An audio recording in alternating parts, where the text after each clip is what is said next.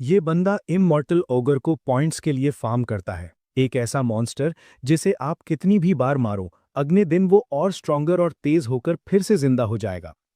अपनी skill decapitation की बदौलत वो उन्हें एक ही झटके में गिरा देता है और इस शिकार को प्रैक्टिस की तरह लेता है। जो पॉइंट्स वो कमाता है, उनसे वो एक सूखे हुए पेड़ को एम्परर एप्पल ट्री में बदल देता है और ये एप्पल बहुत ऊंचे दामों पर बिकते हैं। मगर वो हमेशा से इतना स्ट्रांग नहीं था। कहानी को बेहतर ढंग से समझने के लिए हमें बिल्कुल शुरू में जाना होगा। धरती मर रही थी, उसमें वाइटैलिटी खत्म हो चुकी थी, और तभी एक बीइंग ने बताया कि धरती को क्या चाहिए। उस एब्सोल्यूट बीइंग ने दूसरी दुनिया में जाने की सलाह दी, और इसके साथ ही डिस्पैचर्स, जिन्हें अब हीरो माना जाता है, धरती छोड़कर दूसरी दुनिया में चले गए। दूसरी दुनिया से डिस्पैचर्स ऐसी नई चीजें वापस लाते हैं जो इंसानियत के लिए जरूरी हैं।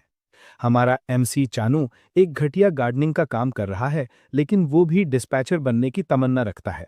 दिन भर का काम खत्म करने के बाद वो डिस्पैचर रियूनियन सेंटर जाता है, जहां अपने लव्ड वंस की जानकारी के लिए लोगों की भारी भीड़ लगी है। वो किसी तरह रिसेप्शनिस्ट तक पहुंच जाता है। रिसेप्शनिस्ट उसका लॉग चेक करता है और समझ जाता है कि चानू के पास अपनी रिक्वेस्टेड इन्वेस्टिगेशन के लिए पूरे पैसे नहीं हैं। वो उससे कहता है कि जब उसके पास जरूरी पैसे हों तब वापस आए। वो आदमी से भीख मांगता है कि कम से कम कुछ तो खबर दे दे, लेकिन अगला कस्टमर उसे धक्का देकर हटा देता है।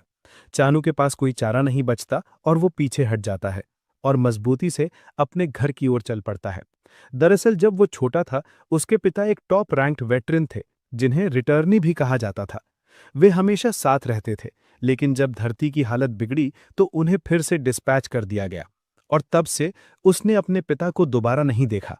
इतने लंबे इंतजार के बाद उसकी मां भी अपने पति की तलाश में चली गई, लेकिन आखिर में वो बिल्कुल अकेला रह गया। वो इतना बड़ा हो गया है कि उनके साथ की मेमोरीज फीकी पड़ने लगी हैं। अब तो वो उनके चेहरे भी ठीक से याद नहीं कर पाता।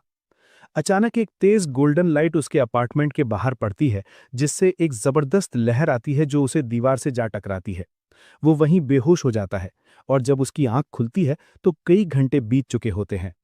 उसके फोन पर एक इमरजेंसी न्यूज अलर्ट आता है, जो एक रिटर्नी के री एंट्री से हुए टर्बुलेंस और फ्लैश के बारे में चेतावनी दे रहा है। हालात को और खराब करते हुए एक एस रैंक्ड रिटर्नी अपनी रिटायरमेंट की घोषणा करता है, जिससे सब हैरान हो जाते हैं। एस रैंक वाला बंदा बताता है कि वो अपने साथ आए डिस्पैचर्स को नहीं बचा सका, वो अपने गॉड की भी रक्षा नहीं कर सका, और आखिर में अकेला लौटा, एक फेलियर। वो बंदा कहता है कि अब वो और डिस्पैच नहीं कर सकता, क्योंकि उसने ऐसा करने की एबिलिटी और क्वालिफिकेशन खो दी है। दरअसल जो भूकंप और तेज लाइट हुई थी, वो उसकी री एंट्री का नतीजा था। एक टूटी हुई आवाज में वो बंदा अपनी रिटायरमेंट की घोषणा करता है, और साथ ही सबको धरती की रक्षा करने की पूरी कोशिश करने को कहता है। ये सबके लिए बुरी खबर है, क्योंकि धरती की आबादी 500 मिलियन से नीचे गिर चुकी है, जिससे ऊंचे रैंक के डिस्पैचर पैदा करना मुश्किल हो गया है। चानू को यकीन नहीं होता कि वो बंदा अपने मिशन में नाकाम रहा और अब रिटायर भी हो रहा है। तभी उसे दरवाजे पर नॉक की आवाज आती है, और वो सोचता है कि कौन हो सकता है। वो खड़ा होता है और दरवाजे की तरफ जाता है, ये सोचकर कि कोई उससे मिलने क्यों आया है, क्योंकि ये बहुत अनयूजुअल है। वो दरवाजा खोलता है और उसे एक आवाज सुनाई देती है जो उसे बुला रही है, लेकिन दरवाजे पर कोई खड़ा नहीं दिखता। जैसे ही वो ये मानने वाला होता है कि वो पागल हो रहा है, आवाज उसे नीचे देखने को कहती है। चांदसू नीचे घूरता है तो देखता है कि एक क्यूट बात करने वाला खरगोश एक टैबलेट डिवाइस पकड़े हुए उसे घूर रहा है। ये देखकर चांदसू इतना डर जाता है कि वो अपने आर्स पर गिर जाता है, लेकिन खरगोश सिर्फ अपना काम जारी रखता है। उससे पूछता है कि क्या वो चानू है। फिर खरगोश चानू से कहता है कि वो अपने नर्व्स को शांत करने, क्योंकि वो उसके लिए एक वंडरफुल न्यूज़ लाया है। वो मुस्कुराता है, चानू को डिस्पैचर बनने पर बधाई देता है। चानू ये सुनकर हैरान हो जाता है, जिससे वो खरगोश से दोबारा पूछता है कि क्या वो जानता है कि वो क्या कह रहा है। खरगोश मानता है कि चांदसू कंफ्यूज्ड होगा, लेकिन वो उसे भरोसा दिलाता है कि इससे इस फैक्ट पर कोई फर्क नहीं पड़ता कि उसे चुना गया है। चूंकि चांदसू सस्पिशियसली एक्ट कर रहा है, खरगोश सुझाव देता है कि वे किसी दूसरी जगह चलें। एक अनफेमिलियर हॉलवे से गुजरते हुए खरगोश चांदसू से पूछता है कि क्या उसके पास कोई स्पेशल स्किल्स हैं, क्योंकि ज्यादातर लोगों के पास कम से कम एक तो होती है। तब चांदसू जवाब देता है कि वो ट्रैश लीग के सबसे ऊपर है, इसीलिए वो डिस्पैचर बनने के लिए क्वालिफाइड भी नहीं है। हालांकि वो पेड़ या फूलों को ट्रिम करने में काफी अच्छा है। ये सुनकर खरगोश हड्डियों तक हिल जाता है और चांसू भी हैरान है कि ये बंदा उससे मिला ये जाने बिना कि वो वर्थलेस है। फिर खरगोश खुद को शांत करता है और कहता है कि हर चीज का एक कारण होता है। वो चांसू को भरोसा दिलाता है कि वो शायद वर्थलेस है, लेकिन इससे ये बात नहीं बदल जाती कि उसे चुना गया है। चांसू पूरी तरह से उड़ जाता है क्योंकि उसने कभी नहीं सोचा था कि वो खुद को डिस्पैच सेंटर में पाएगा, जिसका मतलब है कि आखिरकार उसके लिए एक चांस मतलब मौका आ गया है। वे एक बहुत बड़े दरवाजे पर पहुंचते हैं और खरगोश सुझाव देता है कि उन्हें अपनी बातचीत जारी रखने के लिए अंदर जाना चाहिए। इससे पहले कि खरगोश अपनी बात जारी रख पाता, चांसू दरवाजे तक पहुंच चुका होता है। वो विशाल दरवाजा खोलने की कोशिश करता है, लेकिन जाहिर कारणों से दरवाजा हिलता नहीं है। ये देखकर खरगोश घृणा से उससे पूछता है कि वो दरवाजे के साथ क्या कर रहा है। खरगोश कहता है कि जिस एंट्रेंस का वो इस्तेमाल करने वाले हैं वो उसके दाहिनी ओर है। चानू अपनी आंखों पर यकीन नहीं करना चाहता। जब वो देखता है कि खरगोश एक बहुत छोटे से दरवाजे की ओर इशारा कर रहा है, जो खरगोश के लिए तो परफेक्ट साइज का है, लेकिन इंसानों के लिए नहीं। खरगोश कहता है कि उसे दरवाजे का इस्तेमाल करने में कभी कोई दिक्कत नहीं हुई और चांसू को उसे याद दिलाना पड़ता है कि वो एक खरगोश है। ये मानते हुए कि खरगोश पागल है, चांसू कहता है कि उसे जाना होगा और खरगोश उससे पूछता है कि क्या वो सच में सही फैसला ले रहा है। खरगोश उसे याद दिलाता है कि वो हर वो टेस्ट फेल कर चुका है जो उसने दिया है, लेकिन आखिरकार एक दुर्लभ मौका उसके दरवाजे पर दस्तक दे रहा है। खरगोश उससे पूछता है कि क्या उसे लगता है कि ऐसा मौका उसकी जिंदगी में फिर कभी आएगा। खरगोश चांसू को बताने की कोशिश करता है कि वो उसे कोर्स में नहीं कर रहा है, क्योंकि अगर वो सच में जाना चाहता है तो वो जाने के लिए फ्री है। ये सुनने के बाद चांसू के पास छोटे से पैसेज से रेंगकर खरगोश का पीछा करने के अलावा कोई चारा नहीं बचता और वे उसके ब्राइट टाइडी ऑफिस में पहुंचते हैं। ये चांसू के लिए शॉकिंग है क्योंकि वो एक छोटे से ऑफिस की उम्मीद कर रहा था। फिर खरगोश उससे कहता है कि एक दुनिया है जो सिर्फ उसी के लिए बनी है। चांसू इससे कंफ्यूज हो जाता है, पूछता है कि क्या हर इंसान के लिए एक अलग दुनिया है। खरगोश उसे बताता है कि एक दुनिया है जिसे ब्लॉक टाइप लैंड ग्रैबिंग कहा जाता है और उसमें एक इवेंट चल रहा है। ये देखकर चांसू की आंखें हैरानी से चमक उठती हैं और खरगोश मान लेता है कि वो इसके बारे में जानता है, लेकिन चांसू कहता है कि वो पहली बार इसके बारे में सुन रहा है। खरगोश बताता है कि ये दुनिया हाल के दिनों में सबसे ज्यादा सर्च की जाने वाली दुनिया है। दरअसल इस दुनिया में एक यूनिक फीचर है कि इसे एक गॉड का डिवाइन प्रोटेक्शन मिलता है। ये सुनकर चांसू और भी इंटरेस्टेड हो जाता है, क्योंकि रिटर्नर ने भी एक गॉड का जिक्र किया था। खरगोश एक्सप्रेशन में आए बदलाव को नोटिस करता है और उसे भरोसा दिलाता है कि उसे चुनने का हाल की घटना से कोई संबंध नहीं है। फिर चांसू खरगोश से पूछता है कि वो किस तरह की गॉड की बात कर रहा है, तो खरगोश बताता है कि गॉड्स को रैंडम आधार पर असाइन किया जाता है, लेकिन चूंकि चांसू उसका फेवरेट पर्सन है, तो वो उसे ये चुनने का मौका दे सकता है कि उसे कौन सा गॉड चाहिए। फिर खरगोश 3 कार्ड्स निकालता है और चांसू से पूछता है कि क्या वो चुनने के लिए रेडी है। चांसू कंफ्यूज्ड है, क्योंकि उसे ये भी नहीं पता कि कौन सा कार्ड अच्छा है या बुरा। खरगोश उसे याद दिलाता है कि शायद ये मौका दोबारा ना आए और चांसू उससे सहमत होता है। अपने पिता को याद करते हुए चांसू गुस्सा होता है कि वो हेजिटेट क्यों कर रहा है। फिर चांसू अपना कार्ड चुनता है और गॉड का एक विजुअल रिप्रेजेंटेशन ठीक उसके सामने आ जाता है, जिससे वो हैरान हो जाता है। ये देखकर उसके होश उड़ जाते हैं और जब वो अपने चुने हुए कार्ड को देखता है, तो उसे पता चलता है कि ये गॉड ऑफ निगेशन है, जिसकी रेट 44% है। खरगोश उससे कहता है कि वो कायर ना बने, क्योंकि जो कुछ भी उसने देखा वो सिर्फ एक ड्रामेटिक इफेक्ट है। उसका दिल लगभग बाहर निकलते हुए चांसू को पूछना पड़ता है कि कैसा गॉड होगा जिसे एक ऐसे इफेक्ट की जरूरत होगी जिसने लगभग उसे आफ्टर लाइफ भेज दिया। इसके अलावा चांसू को नहीं लगता कि ये गॉड उसके लिए सही चॉइस है, क्योंकि नाम से ही ट्रबल झलकती है। चांसू वापस खड़ा होता है और घबराकर खरगोश से पूछता है कि क्या कोई चांस है कि वो कार्ड्स फिर से ड्रॉ कर सकता है। खरगोश उसे भरोसा दिलाता है कि वो कर सकता है, जिससे वो चौंक जाता है। चांसू जल्दी से कार्ड ड्रॉ करता है और पहले की तरह फिर से वो गॉड ऑफ नेगेशन को ही निकालता है। चांसू गुस्सा हो जाता है और वो ये मानने लगता है कि ये ड्रॉ एक स्कैम है, क्योंकि ऐसा हो ही नहीं सकता कि उसे हर बार एक ही गॉड मिले। फिर खरगोश उससे कहता है कि कार्ड्स में कुछ भी गलत नहीं है। चांसू खरगोश के एक्सप्रेशन को बदला हुआ देखकर हैरान हो जाता है और फिर वो उसे बताता है कि उसके पास कार्ड ड्रॉ करने का बस एक लास्ट चांस है। वो चांसू से आग्रह करता है कि इस बार वो ठीक से चुने। चांसू फ्रस्ट्रेटेड है और वो बस कुछ भी चुन लेने की उम्मीद करता है जो गॉड ऑफ निगेशन ना हो। वो एक और कार्ड ड्रॉ करता है और इस बार एक तेज हरी लाइट दिखाई देती है और चांसू का चेहरा उम्मीद से चमक उठता है। इस बार उसने ऐसा कार्ड निकाला है जो गॉडेस ऑफ अबेंडेंस का है, लेकिन इसकी प्रोबेबिलिटी 1% से भी कम है। जब वो गॉडेस का विजुअल रिप्रेजेंटेशन देखता है तो उसका इंटरेस्ट कम होने लगता है। और यार वो तो बहुत ही ज्यादा हॉट है। यहां तक कि खरगोश भी चांसू के चेहरे पर प्रैक्टिकल इमेजिनेशन देख सकता है। खरगोश मुस्कुराता है और चांसू से पूछता है कि क्या वो एक और मौका लेना चाहेगा। ये सुनकर चांसू हैरान हो जाता है, क्योंकि उस बंदे ने अभी अभी तो कहा था कि ये उसका आखिरी मौका है। चांसू फिर खरगोश से पूछता है कि अगर वो अभी वाला कार्ड चुन लेता है तो क्या होगा, और खरगोश उसे बताता है कि फिर उसे तुरंत डिपार्ट करना पड़ेगा। ये सुनकर चांसू को शॉक लगता है और खरगोश उससे पूछता है कि उसके हिचकिचाने का कोई कारण है क्या। वो चांसू से कहता है कि उसके पास डिस्पैचर से रिटर्नर बनने का एक दुर्लभ मौका है। वो उसके दिमाग में मीठे सपने भरने लगता है कि लोग कैसे हीरो होने पर उसे सेलिब्रेट करेंगे। खरगोश उससे कहता है कि डिस्पैचर बनने से उसे एक बहुत अच्छी जिंदगी मिलेगी, जो उसकी मौजूदा जिंदगी से 10 गुना बेहतर होगी।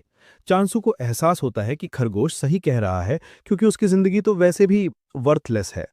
वो अपना फैसला लेता है और सिस्टम उसे बताता है कि उसे गॉडेस ऑफ अबंडेंस की सेवा के लिए चुना गया है। गॉडेस की जो इमेज उसे दिखाई जाती है वो ठीक वैसी ही है जैसा उसने अपने दिमाग में सोचा था।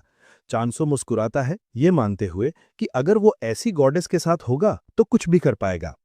फिर चांसू खरगोश से पूछता है कि उसे कहाँ जाना है। खरगोश एक पोर्टल खोलता है और कहता है कि उनके जाने का समय हो गया है, लेकिन तभी वो चांसू को पोर्टल की तरफ सीधा धक्का दे देता है। चांसू डरते हुए खरगोश से पूछता है कि क्या पोर्टल में घुसना उसके लिए सच में सेफ है। खरगोश उसे चढ़ाता है कि पोर्टल ब्यूटीफुल है, लेकिन चांसू को उसमें एक ऑब्वियस डेथ ट्रैप दिख रहा है। इसके बावजूद वो पीछे हटने का कोई इरादा नहीं रखता, क्योंकि उसने सफल होने का प्लान बनाया है ताकि वो अपने हेटर्स को दिखा सके कि वो ट्रैश हैं। जब वो सफल होने के बारे में सोच रहा होता है, खरगोश उसे पोर्टल के अंदर धकेल देता है। तभी एक आवाज खरगोश को डांटती है कि उसने इस मामले में सीधे दखल क्यों दिया, जबकि उसे पता है कि ये मना है। खरगोश जवाब देता है कि उनके पास कोई चॉइस नहीं है, क्योंकि चांसू ही एकमात्र है जो मदद कर सकता है। पोर्टल के अंदर खींचे जाते समय चांसू को लोडिंग स्क्रीन दिखती है और एक टिप आती है जो उसे बताती है कि परसेंटेज गॉड के फैक्शन के साइज को दिखाता है। ये देखकर चांसू हड्डियों तक हिल जाता है, क्योंकि उसने सोचा था कि परसेंटेज प्रोबेबिलिटी थी, लेकिन ये कुछ और ही निकला। चांसू आखिरकार अपनी नई दुनिया में पहुंच जाता है, इस दर्द के साथ कि उसे इस इतनी क्रूशियल चीज के बारे में अभी पता चला है। वो चारों तरफ देखता है तो पाता है कि हर जगह एक वेस्ट लैंड से कम नहीं है। गॉडेस का कोई फैक्शन ना होने के साथ साथ वो खुद को एक डूम्ड लैंड में पाता है। ये देखकर उसकी आंखों से आंसू निकल आते हैं और वो निष्कर्ष निकालता है कि अब उसका खेल खत्म है। चांसू को अबंडेंट लैंड की उम्मीद थी, लेकिन जो कुछ भी वो घूर रहा है वो एक वेस्ट लैंड के अलावा कुछ नहीं है। सिस्टम विंडो फिर से पॉपअप होती है, चांसू का डिगिंग की दुनिया में स्वागत करती है। ये चांसू को बताती है कि वो गॉडेस का अपोस्टल है और उसे डिगिंग के जरिए जितने ज्यादा लैंड राइट्स हो सकें सिक्योर करने होंगे। कुछ भी शुरू करने से पहले वो पहले आसपास देखने के बारे में सोचता है। उसे लगता है कि उसे गॉडेस को ढूंढना पड़ेगा, और तभी वो अचानक एक पुरानी घिसी पिटी हंसिया से टकराता है। वो सोचता है कि क्या किसी ने इसका इस्तेमाल किया और फिर इसे फेंक दिया। चूंकि वो एक गार्डनर है, हंसिया उसके हाथ में एकदम परफेक्ट बैठती है। अचानक उसे अपने पीछे एक ओवरवेलमिंग प्रेजेंस महसूस होती है और डर उसे जकड़ लेता है कि कोई मॉन्स्टर उसे खाने वाला है। डर उसके शरीर में रेंग जाता है जब उसे एहसास होता है कि वो अभी तक गॉडेस से मिला भी नहीं है और एक मॉन्स्टर उसे अपना खाना बनाने वाला है। चांसू निष्कर्ष निकालता है कि इस वक्त मौत ही आखिरी चीज है जो वो चाहता है। वो अपने हंसियां घुमाकर मॉन्स्टर को धमकाने का फैसला करता है। वो पीछे मुड़कर उसे बहुत जोर से घुमाता है, सिर्फ ये देखने के लिए कि वहां कोई मॉन्स्टर नहीं बल्कि क्यूट हैमस्टर उसे घूर रहा है। चांसू झुककर हैमस्टर को घूरता है और वो साफ साफ देख सकता है कि उसमें उसके प्रति किसी भी तरह की दुश्मनी नहीं है। अचानक उसके दिमाग में आता है कि शायद उसे हैमस्टर को बाहर निकालने के लिए बोनस मिल सकता है, और हैमस्टर डर के मारे अपनी पूरी ताकत से चीखता है। चांसू मुस्कुराता है, क्योंकि उसने सफलतापूर्वक हैमस्टर के साथ मस्ती कर ली है। वो उसे जिंदा रहने देता है जब तक कि वो उसके लिए कोई प्रॉब्लम ना खड़ी कर दे। अचानक हैमस्टर मुड़कर जाने लगता है। हैमस्टर थोड़ी दूर जाके रुकता है और चांसू को इशारा करता है कि वो उसके पीछे आए। फिर चांसू हैमस्टर के पीछे भागता है, जो अपने आकार के हिसाब से काफी तेज है। चांसू सोचता है कि वे कहाँ जा रहे हैं, जब तक कि वो एक स्ट्रीम तक नहीं पहुंच जाते, जहां चांसू बिना समय गंवाए अपनी बोतल में पानी भरकर पीता है। वो बहुत रिफ्रेश्ड फील करता है और वो हैमस्टर से पूछता है कि क्या उसे पता है कि गॉडेस कहाँ ठहरी हुई है। हैमस्टर उसे जवाब देने की कोशिश करता है, लेकिन उनकी कम्युनिकेशन टेक्निक एक दूसरे से अलग है। हैमस्टर फिर से आगे बढ़ने लगता है और चानू उसका पीछा करता है, ये देखने का इंतजार करता है कि हैमस्टर उसे कहाँ ले जा रहा है। कुछ देर बाद वे एक बहुत बड़े पेड़ के पास पहुंचते हैं, जो धरती के पेड़ों की तरह सूख चुका है। चांसू एक सूखे जिनसेंग पर पैर रखता है, जिससे उसे शौक लगता है। वो सोचता है कि ऐसी घिसी-पिटी जगह पर एक जिनसेंग क्या कर रहा है, लेकिन हैमस्टर अचानक चांसू से जिनसेंग छीन लेता है। चांसू एक कंफ्यूज हो जाता है, क्योंकि उसे लगता है कि जिनसेंग हैमस्टर के लिए है। तभी नोटिफिकेशन आता है, जो चांसू को बताता है कि उसने गॉडेस को खोज लिया है। चांसू को लगता है कि सिस्टम ग्लिचिंग कर रहा है, क्योंकि उसने आसपास कहीं भी गॉडेस को नहीं देखा है। चांसू इस बारे में बड़बड़ा रहा होता है जब हैमस्टर उसकी टांग पकड़ता है और वो मान लेता है कि हैमस्टर उसके साथ मस्ती कर रहा है। हालांकि हैमस्टर का एक्सप्रेशन चानू को कुछ अहम बताता है, जो वो मिस कर रहा था। सबसे अप्रत्याशित आश्चर्य में वो सूखा हुआ जिनसेंग ही गॉडेस है। चानू को इस पर यकीन नहीं करना चाहता, क्योंकि उसने जो गॉडेस देखी थी वो काफी समृद्ध थी और वो एक बदसूरत जिनसेंग रूट में सिकुड़ नहीं सकती। चूंकि वो अपनी आंखों पर यकीन करने के लिए तैयार नहीं है, हैमस्टर उसके लिए एक मैग्नीफाइंग ग्लास निकालता है ताकि वो उसमें से देखे, और तभी वो आखिरकार हकीकत को स्वीकार करता है। वो दर्द से अपना सिर पकड़ लेता है, क्योंकि लैंड ग्रैबिंग और जो परसेंटेज उसने देखा था वो उसके भविष्य की स्थिति का एक पूर्वाभास था। चानू को याद आता है कि जब वो कार्ड ड्रॉ कर रहा था तो नंबर्स ऊपर जा रहे थे, और इसका मूल रूप से मतलब है कि गॉड का इन्फ्लुएंस बढ़ रहा था। तब चानू को यकीन नहीं होता कि गॉड ऑफ निगेशन असल में एक अच्छा कार्ड था, और यकीन करना मुश्किल था क्योंकि वो बार बार आ रहा था। चानू सोचता है कि क्या गॉडेस इसलिए सिकुड़ गई क्योंकि उनका इन्फ्लुएंस पूरी तरह से नीचे चला गया था। चानू गॉडेस को घूरता है कि वो जाग क्यों नहीं रही हैं। उसे डर लगने लगता है कि जब उसने उन पर पैर रखा तो उसने गॉडेस को पूरी तरह से मार डाला है, लेकिन हैमस्टर उसे किसी बहुत ही बेवकूफ बंदे की तरह घूरता है। तभी चानू को एहसास होता है कि अगर वो उन्हें थोड़ा पानी दे तो शायद गॉडेस जाग जाएं। वो उन पर पानी डालता है और हैरानी की बात है कि जिनसिंग के शरीर से एक तेज हरी रोशनी निकलती है। ये चांसू को बताता है कि पानी काम कर रहा है और वो उन्हें थोड़ा और पानी देता है। वो गॉडेस को पानी में डुबो देता है, जिससे आखिरकार गॉडेस की होश वापस आ जाती है। गॉडेस लगभग डूब जाती हैं और वो चाहती हैं कि चानू बहुत देर होने से पहले रुक जाए। गॉडेस आखिरकार जिंदा हो जाती हैं और चानू अपने एग्रेसिव सीपीआर स्किल्स का जश्न मनाता है। हैमस्टर भी खुश है कि उसका मास्टर वापस जिंदा हो गया है। तभी चानू गॉडेस के सामने झुक जाता है, उन्हें नमस्ते करता है और बताता है कि वो उनका अपोस्टल है। गॉडेस उठकर बैठ पाती हैं ताकि वो अपने अपोस्टल को देख सकें। चानू पूरी तरह से कंफ्यूज्ड है कि क्या करे, तभी विंडो नोटिफिकेशन पॉपअप होता है जो उसे बताता है कि वो अपनी स्किल्स का यूज करके स्ट्रॉन्गर बन सकता है। चानू हैरान है क्योंकि उसे नहीं पता था कि उसके लिए स्किल्स पहले से मौजूद हैं। वो स्किल्स में से एक देखता है जो गॉडेस की ब्लेसिंग है, और भले ही स्किल क्या करती है इसका कोई डिस्क्रिप्शन नहीं है, चानू मान लेता है कि ये फसलों को सुंदर बनाने के लिए है। तभी वो इसे अप्लाई करता है और उसे पता चलता है कि ब्लेसिंग को डीकैपिटेशन कहा जाता है। ये सुनकर चानू शॉक हो जाता है, क्योंकि डीकैपिटेशन का मूल रूप से मतलब सिर काटना होता है। वो ये इमेजिन नहीं करना चाहता कि समृद्ध जीवन जीने के लिए उसे इधर उधर सिर काटने पड़ेंगे। हालांकि वो निष्कर्ष निकालता है कि गॉडेस ऑफ एबंडेंस उसे ऐसी वायलेंट स्किल नहीं दे सकती। चानू गॉडेस की ओर मुड़ता है ये पूछने के लिए कि क्या उसे सच में किसी का सिर काटना है, और गॉडेस की रिएक्शन उसे और कंफ्यूज कर देती है। फिर वो निष्कर्ष निकालता है कि डीकैपिटेट करने के अलावा और कुछ नहीं है। चानू उन सभी चीजों के बारे में सोचने लगता है जो इसमें शामिल हो सकती हैं, और तभी अचानक उसे एहसास होता है कि हैमस्टर डीकैपिटेशन के लिए पूरी तरह से तैयार हो सकता है। हैमस्टर गॉडेस के पुनर्जीवन का जश्न मनाने में व्यस्त है। उसे नहीं पता कि चांसू उसे सबसे बुरी आंखों से घूर रहा है। हैमस्टर मुड़कर देखता है तो पाता है कि चांसू पूरी तरह से तैयार है और उसे दो टुकड़ों में करने को रेडी है। हंसिया लगने से ठीक पहले हैमस्टर भागने लगता है। चानू उसका पीछा करना जारी रखता है, और यह समझते हुए कि भागने का कोई रास्ता नहीं है, हैमस्टर गॉडेस के पीछे छिप जाता है। चानू शांति से हैमस्टर से कहता है कि वो जो करने वाला है उससे खुश नहीं है, लेकिन ये सब गॉडेस के लिए है। अचानक हैमस्टर और गॉडेस घबरा जाते हैं, और जब चानू पीछे मुड़ता है तो उसे अपने पीछे एक भयानक क्रीचर खड़ा दिखाई देता है। चांसू ये भी नोटिस करता है कि हैमस्टर गॉडेस के सामने कूद गया है, और तभी उसे एहसास होता है कि हैमस्टर आखिर मॉन्स्टर नहीं था। चांसू अपनी गलती मानता है और समझता है कि उसे अपनी गलती को ठीक करने के लिए उसके सामने खड़े असली मॉन्स्टर को हराना होगा। हालांकि सवाल यह है कि क्या वो ऐसा कर सकता है। बना रहता है। इसके बावजूद चानू एक बहादुर बंदा है और वो हंसिया हाथ में लेकर मॉन्स्टर पर हमला चार्ज कर देता है। और डीकैपिटेशन स्किल की बदौलत वो ठीक ठीक देख सकता है कि उसे कहाँ काटना है।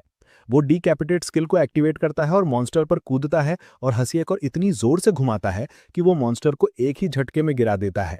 ये देखकर हैमस्टर और गॉडेस हैरान रह जाते हैं। चानू आराम से गॉडेस के पास लौटता है जैसे उसने अभी कोई पागलपन वाला काम नहीं किया हो। फिर चानू हैमस्टर को झुककर प्रणाम करता है कि उसने उसे मॉन्स्टर समझा और लगभग उसे 6 फीट नीचे भेजने ही वाला था। वो हैमस्टर से माफी मांगता है और हैमस्टर मुस्कुराता है। फिर चांसू को थम्स अप देता है ताकि उसे पता चल जाए कि वो उससे नाराज नहीं है। ये देखकर चांसू खुश होता है और वो हैमस्टर को एक नाम देता है, हैमल। ये नाम हैमस्टर को इतना अच्छा लगता है कि वो उससे जोर से शर्माने लगता है। तभी विंडो नोटिफिकेशन फिर से पॉपअप होता है जो चानू को बताता है कि स्किल के इफेक्ट के कारण मॉन्स्टर का सिर ऑटोमेटिकली ट्रांसपोर्ट हो जाएगा। तभी चानू को आखिरकार उस मॉन्स्टर का नाम पता चलता है जिसे उसने मारा था, इमॉर्टल ऑगर। चूंकि उसने एक ऑगर को हरा दिया है, एक किल काउंट भी दिखाई देता है जो उसे दिखाता है कि वो उनमें से जितने चाहे उतने मार सकता है। चांसू को आश्चर्य होता है कि उस मॉन्स्टर को इमॉर्टल ऑगर कहा जाता है, जबकि उसमें सचमुच अमर जैसा कुछ भी नहीं है। सिस्टम एक और नोटिफिकेशन के साथ आता है जो चानू को बताता है कि ट्रांसपोर्ट किया गया ऑफरिंग अब गॉडेस का है। चानू गॉडेस को देखने के लिए मुड़ता है और उसे एहसास होता है कि गॉडेस पहले से भी ज्यादा फ्रेश हो गई हैं। चानू को एहसास होता है कि अगर वो मेहनत करता रहा और मॉन्स्टर्स को खत्म करता रहा तो इससे गॉडेस को उनकी बेस्ट फॉर्म में लौटने में मदद मिलेगी। गॉडेस की हॉट बॉडी देखने के लिए प्रेरित होकर चानू और मॉन्स्टर्स को मारने के लिए भाग जाता है। जल्द ही उसका सामना इमॉर्टल ऑगर के एक झुंड से होता है। उसे एक और टिप मिलती है कि कुछ अज्ञात पॉइंट्स हैं जिन्हें केवल वर्ल्ड सिस्टम ही उपयोग कर सकता है, जिसका मतलब है कि उन्हें व्यक्तियों के बीच ट्रेड नहीं किया जा सकता। चानू को आश्चर्य होता है क्योंकि उसे पता ही नहीं चला कि उसने ये पॉइंट्स कब कमाए। फिर भी ये उसके लिए एक अच्छी बात है और वो सोचता है कि ऑगर से छुटकारा पाना उसकी लिस्ट में अगली चीज है। चांसू खुश है कि वो डिकैपिटेशन स्किल का इस्तेमाल कर सकता है क्योंकि इससे ऑगर्स को मारना उसके लिए आसान हो जाता है। चानू डिकैपिटेशन स्किल को एक्टिवेट करते हुए ऑगर्स की ओर दौड़ता है और एक ही झटके में उन्हें काट देता है। एक और टिप पॉपअप होती है जो उसे बताती है कि वो मॉन्स्टर्स को मारकर पॉइंट्स हासिल कर सकता है। चानू उसे जितने ज्यादा मॉन्स्टर्स हो सके मारने का एक गो अहेड मानता है क्योंकि सिस्टम ने उसे अभी अभी इसकी इजाजत दे दी है। चानू पहले ही 4 इमॉर्टल ऑगर को हरा चुका है और वो बस मजे के लिए लगभग 100 को मारने के बारे में सोचता है। पहली लहर के मॉन्स्टर्स को हराने के बाद हैमल चानू के कंधे पर जश्न मनाता है जैसे कि मॉन्स्टर्स उसने ही हराए हों। फिर चांसू पूछता है कि मॉन्स्टर को इमॉर्टल ऑगर क्यों कहा जाता है जबकि वो इतनी आसानी से मर जाते हैं किसी ऐसी चीज के लिए जिसे अनंत होना चाहिए। चूंकि अभी कोई उसके सवाल का जवाब नहीं दे सकता तो वो सोचता है कि अगर वो मॉन्स्टर्स को हराता रहा तो उसे अपने सवाल का जवाब मिल जाएगा। चांसू पेड़ के पास लौटता है और गॉडेस को पहले से भी ज्यादा सुंदर पाता है। चांसू मुस्कुराता है क्योंकि इफेक्ट उसके सोचने से भी तेज आ रहा है। वो गॉडेस को उनके मूल रूप में लौटते हुए देखकर उत्साहित है। फिर गॉडेस विशाल पेड़ की ओर इशारा करती हैं जिससे चानू कंफ्यूज हो जाता है कि उसे क्या करना है। तभी उसे एहसास होता है कि गॉडेस पेड़ पर उठाए जाने के लिए कह रही हैं। चानू गॉडेस को ऊपर चढ़ाने में मदद करता है लेकिन गॉडेस उसे इशारा करती हैं। तभी सिस्टम उसे बताता है कि वो ब्लेसिंग ऑफ अबंडेंस का उपयोग कर सकता है लेकिन हर स्किल पॉइंट्स की खपत करती है। चांसू पेड़ को छूता है और ब्लेसिंग ऑफ अबंडेंस को एक्टिवेट करता है। वो अपने सारे स्किल पॉइंट्स उसमें डाल देता है और स्किल की मदद से वो पेड़ को फिर से समृद्ध बना देता है। जब वो काम खत्म करता है तो वो हैरानी से देखता है कि पेड़ एक सेब का पेड़ है और चारों तरफ सेब लटक रहे हैं। वो सेबों में से एक को तोड़ता है जो वास्तव में बहुत बड़ा दिखता है। हालांकि उसमें पहले कभी सेब नहीं देखा लेकिन कुछ उसे बताता है कि ये इतना बड़ा नहीं होना चाहिए। भले ही वो सेब को चबाने के लिए उत्सुक है, वो पहली फसल गॉडेस को भेंट करने का फैसला करता है। गॉडेस फल स्वीकार करती हैं और वो हैरान है कि गॉडेस सेकंड्स में सेब को सोख लेती हैं। ये चानू को इस संभावना पर सवाल उठाने के लिए मजबूर करता है कि उसने अभी क्या देखा। उसे एहसास होता है कि गॉडेस काफी शक्तिशाली हैं और वो सोचता है कि गॉडेस की बुरी नजर में आना उसके लिए अच्छा नहीं है। चानू पेड़ पर कूदता है और ढेर सारे सेब तोड़ता है ताकि वो और हैमिल दोनों खा सकें। चानू सोचता है कि उसे काफी मजबूत होना पड़ेगा क्योंकि जिसकी वो सेवा करता है वो गॉडेस मजाक करने वाली नहीं है। चानू सेब को चबाता है और वो हैरान है कि ये कितना स्वादिष्ट है। जब वो चुपचाप अपने सेब का नाश्ता कर रहा था वहीं उधर गॉडेस सोच रही थी कि चानू एक ही दिन में कई मॉन्स्टर्स को कैसे हराने में सफल रहा। इसके अलावा वो एक ही दिन में इतने विशाल पेड़ को जीवित करने में सफल रहा। गॉड इसके शरीर में एक ठंडी लहर दौड़ जाती है क्योंकि वो सोचने लगती है कि चानू जैसा राक्षसी बालक कहाँ से निकला। अबंडेंस के बैकस्टोरी में गहराई में जाने पर वो भोजन की प्रभारी थी और वो अपने उच्च गुणवत्ता वाले कृषि उत्पादों के कारण एक ताकत थी। हालांकि जब गॉड ऑफ करप्शन ने दूसरे फैक्शंस को सोखना शुरू कर दिया तो अबंडेंस के पास भागने के सिवाय कोई और विकल्प नहीं था। क्योंकि करप्शन की ताकत जीवित रहने के लिए बहुत ज्यादा हो रही थी, अबंडेंस ने अपना व्यापार छोड़ दिया और मॉन्स्टर्स का शिकार करने लगी। लेकिन उसकी सेना लड़ाई के लिए अयोग्य थी। इस वजह से वे एक भी लड़ाई नहीं जीत सके और आखिरी उपाय के तहत उन्होंने कुछ और बनाने के लिए अपनी स्किल को मॉडिफाई कर लिया। लेकिन इससे अबंडेंस के जीवित रहने की गारंटी नहीं मिली। असल में डीकैपिटेटिंग स्किल, जिसे चानू मॉन्स्टर्स के सिर काटने के लिए समझता है, वो वास्तव में एक ऐसी स्किल है जो अबंडेंस के अधीनस्थों को मरे हुए जानवरों या मॉन्स्टर्स के सिर वापस लाने में मदद करती है। चूंकि उसके अधीनस्थ लड़ाई में बुरे थे, वे केवल अपना बेस्ट ही कर सकते थे। चांसू को बस घूरकर गॉडेस डर से पंगु हो जाती हैं, क्योंकि वो उनके सोचे हुए कल्पना से पूरी तरह से अलग हैं। वो सोचती हैं कि चान्नू ने उन्हें क्यों चुना, लेकिन फिर भी वो इस निष्कर्ष पे पहुंचती हैं कि चान्नू अब उनका है। चांसू एक और सेब फल लेने की कोशिश कर रहा होता है जब गॉडेस उसके पैर से चिपक जाती है, और ये चांसू को डरा देता है, जो मानता है कि गॉडेस उसे सोखने की कोशिश कर रही हैं। लेकिन गॉडेस केवल अब तक की हर चीज के लिए उसे धन्यवाद देने के लिए गले लगाना चाहती हैं। बाद में गॉडेस सो जाती हैं और चांसू उन्हें सोने के लिए वेदी पर लिटा देता है। लेकिन अचानक एक जोरदार बिजली चमकती है। चांसू को डर लगता है कि इससे गॉडेस जाग जाएंगी, लेकिन उसे आश्चर्य होता है कि गॉडेस गहरी नींद में सोई रहती हैं। तभी चांसू को एहसास होता है कि केवल सेब उसे कायम नहीं रखेंगे, और उसी क्षण सिस्टम उसे सूचित करता है कि डिलीवरी इवेंट अब चालू है। चांसू को यह देखकर आश्चर्य होता है कि ऐसी कोई चीज भी मौजूद है। हालांकि एक डिलीवरी करने के लिए उसे धरती पर वापस आने वालों से संपर्क करने में सक्षम होना होगा। हालांकि वो नोटिस करता है कि हमाल भी थका हुआ है और वो उसे गॉडेस के बगल में लिटा देता है। वो कंबल के रूप में सेवा करने के लिए दोनों को पत्तियों से ढक भी देता है। इसी बीच रीइंकार्नेशन ट्रेडिंग कंपनी में हासुजिन, जो रीइंकार्नेशन की अपोस्टल है, वो अपने बॉस के ऑफिस में घुस जाती है ताकि उसे और काम देने के लिए वो डांट सके, भले ही वो पहले से ही व्यस्त है। पता चलता है कि उन्हें सेब को डिलीवर करने का ऑर्डर मिला है। ऑर्डर में यह भी कहा गया है कि इसमें कोई पैसा शामिल नहीं है, जिसका मतलब है कि वे सामानों के बदले में सेबों का विनिमय करेंगे। जेसुजिन अपने बॉस पर चिल्लाती है और पूछती है कि क्या उसने कुछ गलत किया है, और वो उसे इस कचरे जैसे काम से सजा देने का फैसला करता है। लेकिन उसका बॉस ना कहता है। उसका बॉस उसे बताता है कि सेब लेने के लिए व्यावसायिक यात्रा वास्तव में उसके लिए अच्छी है, क्योंकि उसे काम नहीं करना पड़ेगा और ये उसके लिए एक ब्रेक का काम करेगा। उसका बॉस उसे बताता है कि ऑफिस में रहने का मतलब उसके लिए और काम है, और वो उससे ट्रिप का उपयोग करके अपना दिमाग थोड़ा साफ करने का आग्रह करता है। जूजेन उससे बहस करती है कि ट्रिप पर भेजने के लिए कोई और नहीं है, इसलिए वो उसे भेज रहा है। उसका बॉस घबराकर हंसता है क्योंकि वो अपनी कटौती के साथ सही हो सकती है। उसका बॉस उसे आगे बढ़ने का आग्रह करता है क्योंकि हो सकता है कि उसे ट्रिप पर कुछ भाग्यशाली मिल जाए। वो उससे अलविदा कहता है, उम्मीद करता है कि ट्रिप से कुछ अच्छा निकल कर आएगा। ह्यूजिन ऑर्डर्स लॉग्स की जांच करती है और उसे एहसास होता है कि उसे ढेर सारी डिलीवरी करनी है, और वो उम्मीद करती है कि ये इसके लायक होगा, नहीं तो एक बड़ी समस्या होने वाली है। इसी बीच चान्नू डिलीवरी की तैयारी में सेब इकट्ठा कर रहा है। जब चान्नू सेब इकट्ठा कर रहा होता है, हमाल उनके साथ फील्ड डे कर रहा होता है। चान्नू जल्दी उसे सेब चबाते हुए पाता है और वो उसे पकड़ता है, उसे सेबों के साथ गड़बड़ी करना बंद करने के लिए कहता है। वो उसे बताता है कि सेब ट्रेडिंग के लिए हैं, क्योंकि वो दिन में बाद में किसी से मिलने वाले हैं। चूंकि डिलीवरी पर्सन बहुत दूर से आ रहा होगा, चान्नू सोचता है कि पहले दिन कूल बनकर व्यवहार करने से जो भी व्यक्ति होगा उस पर एक अच्छा प्रभाव पड़ेगा। डिलीवरी इवेंट पर साइन करते समय उसे जो जानकारी मिली थी उसके अनुसार उसे पता चला कि दुनिया वास्तव में ब्लॉक में बटी हुई है और ब्लॉक टेरिटरी कॉन्क्वेस्ट ग्रैंड समन इवेंट चालू है। हालांकि ये एक नॉर्मल जमीन के रूप में दिखाई देता है, लेकिन किनारे पर एक दीवार है और दूसरे ब्लॉक में जाने के लिए एक मूवमेंट टिकट की जरूरत होती है। चांसू सोचता है कि उसके आसपास वास्तव में कुछ भी नहीं है और सबसे नजदीकी गांव तक पहुंचने में उसे पूरा एक हफ्ता लगेगा।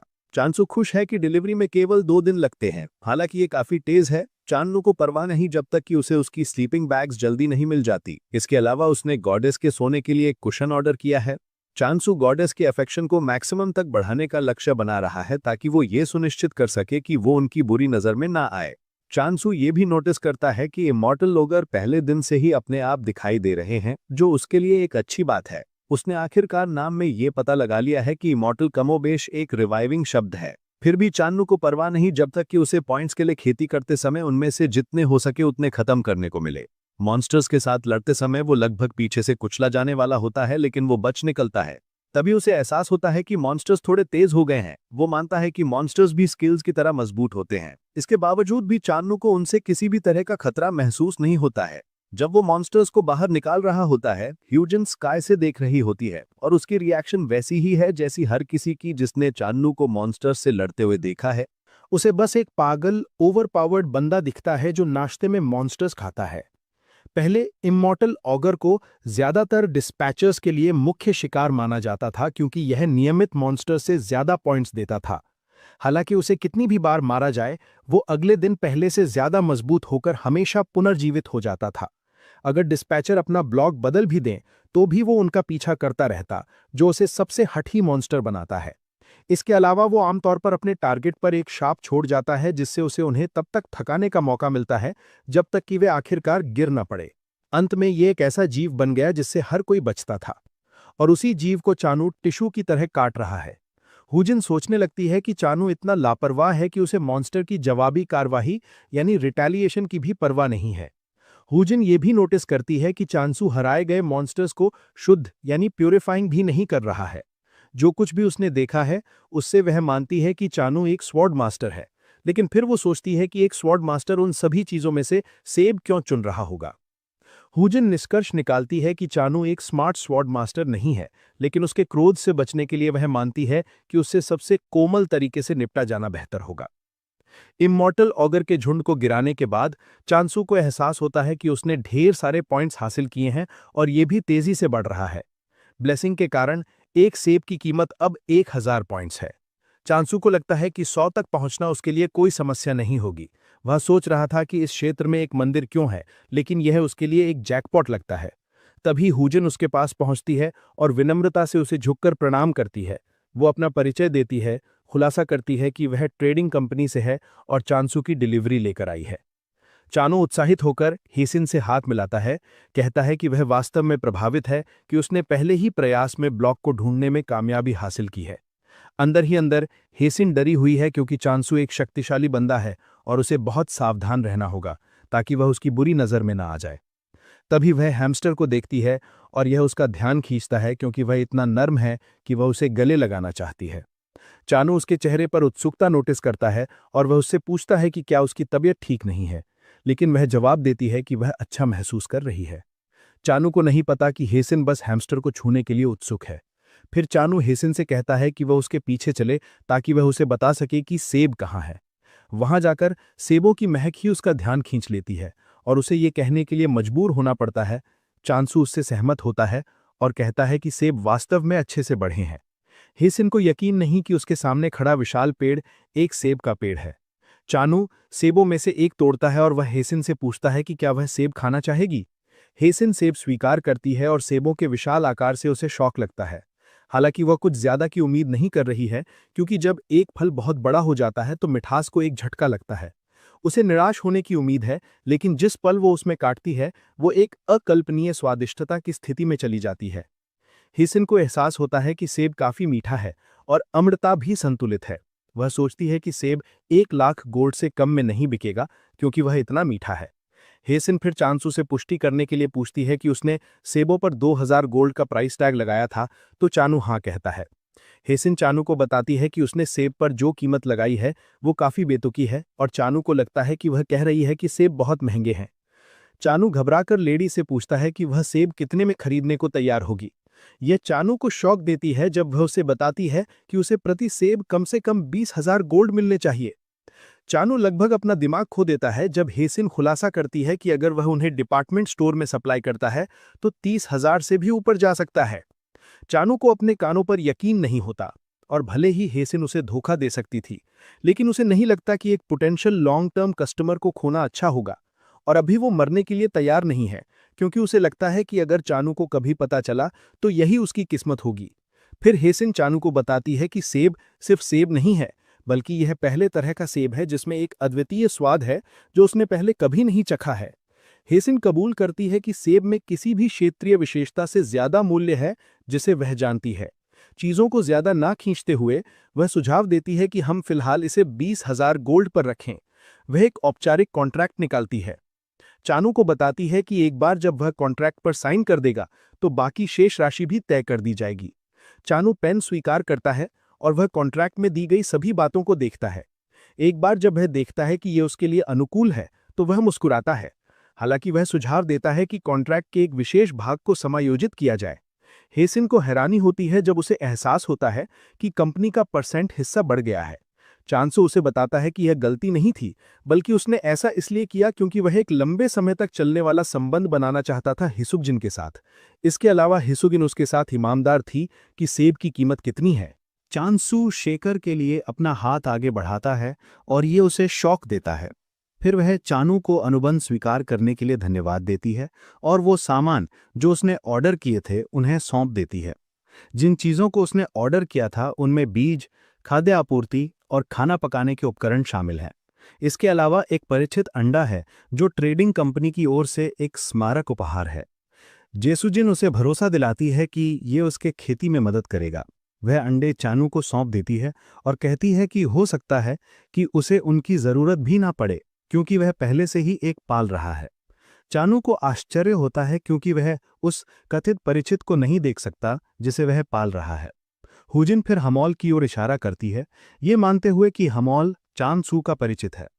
हिस फिर उसे बताता है कि वह अंडे में जितने ज्यादा पॉइंट्स डालेगा, जब परिचित निकलेगा तो वह उतना ही मजबूत होगा। हालांकि वह उसे सावधान रहने का आग्रह करती है, क्योंकि अगर वह ज्यादा कर देता है तो अंडा टूट जाएगा, जिससे ऑटोमेटिक विफलता होगी। वह जोड़ती है कि चांसू को रुक जाना चाहिए जब अंडा कांपना शुरू कर दे। दिशा निर्देशों के बाद चानू हिसुजिन को बताता है कि उसे इसका सही एहसास पाने के लिए इसे आजमाना पड़ सकता है। हुजिन शबे के अपेक्षित फसल और शेड्यूल के बारे में पूछती है और चानू कहता है एक दिन काफी होना चाहिए। यह हेजिन को शौक देता है क्योंकि उन्हें सेब की दैनिक आपूर्ति मिलने वाली है। उनके संक्षिप्त लंबी बोरिंग बातचीत के बाद वे शेड्यूल, संख्या और दौरे की तारीखों पर काम करते हैं। सब कुछ सॉर्टेड होने के बाद वह अपने सौदे के पहले भाग को निष्कर्ष पर पहुंचाते हैं। हुजिन के जाने के बाद चानू गॉडेस के पास जाता है ताकि हेजिन के आसपास रहने पर छिपे रहने के लिए उन्हें धन्यवाद दे सके। चानू ने उनकी मिली कई आपूर्तियों को देखा और उसे यकीन नहीं था कि सेब की बिक्री लाभदायक थी। फिर भी वह जानता है कि वह सब गॉडेस की वजह से है। तभी वह गॉडेस को अंडों को गले लगाते हुए देखता है और उसे एहसास होता है कि उसे अंडों को जल्दी से बाहर निकालना पड़ सकता है। हालांकि अगर वह ऐसा करने जा रहा है तो उसे ज्यादा पॉइंट्स की जरूरत होगी। ऐसा करने के लिए वह सोचता है कि ज्यादा मॉन्स्टर्स को मारना ही आगे का रास्ता है। चांसू को गर्व है कि चीजें इतनी दूर आ गई हैं, लेकिन वह इतना भ्रमित नहीं है कि वह ना जान सके कि आगे कठिनाइयां होंगी। इस सोच के बावजूद चानू डरा नहीं है, क्योंकि वह चुनौतियों का सामना करने के लिए बना है। जब हुजिन ट्रेडिंग कंपनी में वापस आती है तो वह अपने बॉस को वो सब बताती है जो उसने देखा। वह अपने बॉस को बताती है कि चांसू निश्चित रूप से कोरियन है, लेकिन वह मानती है कि वह लड़ाकू फैक्शंस का सदस्य है। उसका बॉस आश्चर्यचकित है कि एक लड़ाई उन्मुख व्यक्ति इतने अच्छे सेबों का ढेर उगा सकता है। हुजिन खुलासा करती है कि चानू ने केवल एक जंग लगी हसिया से अंडर डेथ मॉन्स्टर्स को गिरा दिया और उसने केवल उनके सिरों को ही निशाना बनाया। उसके बॉस को लगता है कि वह बंदा खुद को रोहन जैसे बंदे की तरह एक कठिन स्थिति में डालकर स्वॉर्ड मास्टर बनने का लक्ष्य बना रहा होगा। उसका बॉस फिर कहता है कि उनके लिए चानू को छिपा के रखना सलाह योग्य होगा, बजाय इसके कि उसकी स्थिति पर गार्ड असाइन करें, और हेसुजिन इससे सहमत है। ये कहते हुए वह बंदा अपने सामने कटे हुए सेबों को चबाना बंद नहीं करता जब तक कि हेसिन उसका हाथ नहीं पकड़ लेती, उसे याद दिलाती है कि उन्हें एक साथ खाना है। अबंडेंस की दुनिया में वापस चानू पहले से ही उन्हें बाहर निकालने की कोशिश करने के लिए अंडों में पॉइंट्स डाल रहा है। वह सोचता है कि क्या उसे अंडों से एक प्यारा या मजबूत मॉन्स्टर मिलेगा। तभी अंडा टूट जाता है, एक तेज रोशनी छोड़ता है और चानू को लगता है कि एक एसएस रैंक परिचित अंडे से बाहर आने वाला है। चानू की पूरी मुस्कान फीकी पड़ जाती है जब वह देखता है कि एक चूजा अंडे से बाहर निकल रहा है। उसे यकीन नहीं था कि एक वर्कर पाने की उम्मीद में शोर शराबा सिर्फ एक बड़ी मुर्गी के लिए था। वह सोचने लगता है कि चूजे का क्या करे, और पहली चीज जो उसके दिमाग में जाती है वह यह है कि चूजे को पकाकर खा लेगा। हालांकि वह हिचकिचाता है क्योंकि वह एक चूजे को पकाकर नहीं खा सकता जिसमें उसने 1,20,000 पॉइंट्स डाले हैं। क्योंकि वह बहुत ज्यादा लगाव ना रखने की कोशिश कर रहा है, वह उसका नाम आहारी रखना पसंद करता है। जैसे ही वह आहारी से परिचित होने की कोशिश कर रहा है, दूसरा अंडा भी फूटने लगता है। पहले की तरह चांसू उत्तेजित है क्योंकि उसे लगता है कि यह एक वर्कर के रूप में बाहर आएगा। हालांकि जब एक सूअर अंडे से बाहर निकलता है तो उसका चेहरा निराशा में घिर जाता है और चानू बिना समय गवाए सूअर का नाम डोजी रखता है। चानू बेहद निराश है, जिससे वह सोचने लगता है कि उसे केवल सामग्री ही क्यों मिल रही है। उसे बताया गया था कि उसे एक परिचित मिलेगा, लेकिन इस समय उसे लगता है कि उसे धोखा मिला है। तभी आहरी और डोजी गॉडेस के पास जाते हैं ताकि उन्हें नमस्ते कह सकें, और गॉडेस दोनों से माफी मांगती हैं कि वह उन्हें अंत तक सुरक्षित नहीं रख सकी। दोनों भी अपनी गॉडेस की सेवा उस तरह से नहीं कर पाने के लिए माफी मांगते हैं जिस तरह से उन्हें सेवा करनी चाहिए थी। गॉडेस उनकी ईमानदारी की सराहना करती हैं, लेकिन उन्हें बताती हैं कि एक चीज़ है जिसके बारे में उन्हें सावधान रहने की ज़रूरत है, और वह है उनका अपोस्टल। वह दोनों को बताती हैं कि चानू को नहीं पता है कि वह उनकी रिटेनर्स हैं, और अगर वह उनके लिए बेकार साबित होते हैं तो वह उन्हें बेच भी सकता है। इससे बदतर यह है कि वह उन्हें खा भी सकता है, और दोनों चानू से आ रही डरावनी आभा को महसूस कर सकते हैं, जिससे गॉडेस का दावा लेजिटिमेट है। गॉडेस दोनों को आग्रह करती हैं कि जब तक चानू कम्युनिकेशन स्किल हासिल नहीं कर लेता, तब तक वे बहुत अच्छे से व्यवहार करें। दोनों गॉडेस से सहमत होते हैं और कहते हैं कि उनके लिए बस ऑब्जर्व करना बेहतर होगा। अगली सुबह चानू रोज की तरह शिकार पर निकलता है और उसका मुख्य निशाना अनडेथ मॉन्स्टर्स होते हैं। दोजी और आहारी सुबह जल्दी उठते हैं और हर जगह शोरगुल सुनते हैं। उनकी आंखों से नींद गायब हो जाती है जब वे चानू को अनडेथ मॉन्स्टर्स को काटते हुए भागते देखते हैं। तभी दोनों को आखिरकार एहसास होता है कि चानू काफी खतरनाक है, और जब गॉडेस ने उन्हें अच्छे से व्यवहार करने के लिए कहा था तो वो मजाक नहीं कर रही थीं। आहरी दोजी से कहता है कि चांसू उन्हें सबसे अजीब तरीके से घूर रहा था, और दोजी ये याद करके घबरा जाता है। जैसे ही वह अनडेथ मॉन्स्टर्स को मारना खत्म करता है, आहरी और दोजी सर पर तौलिया लिए प्रकट होते हैं। वे चानू की मेहनत के लिए तारीफ करते हैं और उसे तौलिए से साफ करने के लिए कहते हैं। दोनों ने चानू को एक्शन में देख लिया है, और वे आखिरकार समझ गए हैं कि गॉडेस ने उन्हें उपयोगी होने के बारे में क्या बताया था। चांसू दोनों के विचारशील होने के लिए धन्यवाद करता है, और साफ करने के बाद वो इन्हें एक सेब ऑफर करता है। दोजी प्लेट की ओर दौड़ता है, जबकि आहारी ऐसा दिखाने की कोशिश कर रहा होता है कि वो पेटू यानी ग्लूटन नहीं है। चांसू दोनों को खिलाकर खुश है, क्योंकि उसने एक बार सुना था कि अंगूर खिलाया गया पोर्क हमेशा ज्यादा स्वादिष्ट होता है। आहारी दोजी को खाने से रोकने की कोशिश करता है ताकि वो चानू के मनचाहे स्वाद में बड़ा ना हो जाए। हालांकि आहारी भी सेब के स्वाद से खिंचा चला आता है, क्योंकि चानू ने उसमें ढेर सारे पॉइंट्स डाले थे। फिर भी वो खुद को नियंत्रित करने में कामयाब रहता है। चानू फिर उसे अनाज ऑफर करता है, और वो समय बर्बाद किए बिना अनाज पर कूद पड़ता है। उसके लिए वह सही फैसला ले रहा है, क्योंकि वो दोजी की तरह फ्राइड चिकन में कभी बड़ा नहीं होगा। इसके बाद चानू खेती की ओर बढ़ता है। वह दोजी से जमीन खोदने का काम करवाता है, जबकि आहारी काले बीज के बीज लगाता है। चानू फिर जमीन को ढकता है और बीजों को पानी देता है, इससे पहले कि ब्लेसिंग ऑफ अबंडेंस जोड़ दे। थोड़े ही समय में चानू के पास स्वस्थ पौधों से ढका एक खेत होता है। चानू अपने हाथों में बीजों में से एक को पकड़ता है, और जिस पल आहारी बीज को देखता है वो उस पर नजर टिका देता है। वो चानू की ओर दौड़ता है, लेकिन वो बीज छिपा लेता है। उसे बताता है कि पहली फसल गॉडेस को देनी होगी। चानू रोज की तरह गॉडेस को बीज देता है, और वो हमेशा की तरह सबसे अजीब तरीके से उसे सोख लेती हैं। चानू फिर आहरी और दोजी से कहता है कि अब उनके खाने का समय हो गया है, क्योंकि वो बाद में आलू लगाने वाले हैं। पहले के विपरीत आहरी भी दोजी कितना खाना खाता है।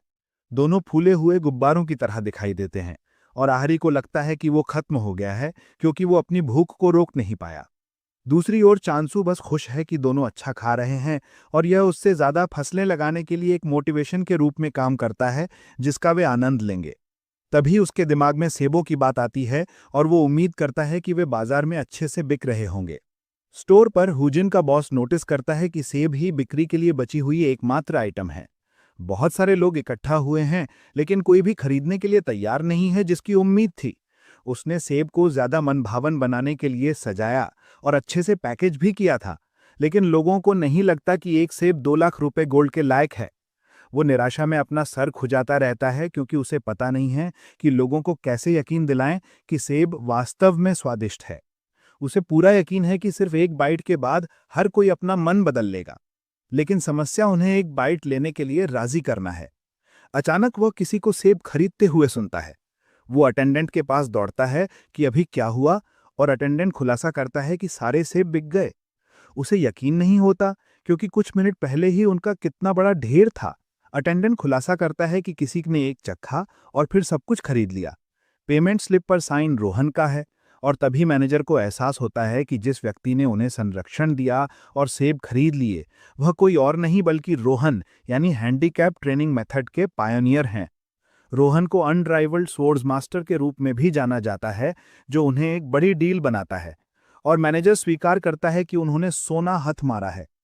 ये खबर बड़ी बन जाती है और हर कोई मानता है कि सेब ही वो चीज है जिसे रोहन ने स्वॉर्ड मास्टर बनने के लिए खाया था। जैसुजिन के बॉस राई को हर जगह से कॉल आने लगते हैं। हर कोई एक चमत्कारिक सेब का एक बॉक्स या 100 बॉक्स चाहता है। चानू के अबंडेंस वर्ल्ड में पहुंचने के बाद एक हफ्ते बाद वो मानता है कि वह शानदार जिंदगी जी रहा है। उसके पास आलू हैं और वह पकाने के लिए तैयार है। स्वादिष्ट आलू पकाते समय दोजी पहले से ही उसके पैर पकड़ रहा है ताकि उसे पता चल जाए कि वह इंटरेस्टेड है। चांसू बस रिवील करता है कि वह आलू उसके लिए नहीं बना रहा है, क्योंकि उसने अभी अभी अपना खाना खत्म किया है। फिर भी वह उसे खाने के लिए कुछ देता है। कुछ देर बाद हुजिन दिखाई देती है और उसे ये देखकर आश्चर्य होता है कि चांसू के सभी परिचित, और यहाँ परिचित से मतलब फैमिलियर से है, अंडों से बाहर आ गए हैं। जेसुजिन के लिए वो प्यारे टेडी भालुओं के झुंड को घूर रही है जिन्हें वो बेहतर महसूस करने के लिए गले लगा सकती है।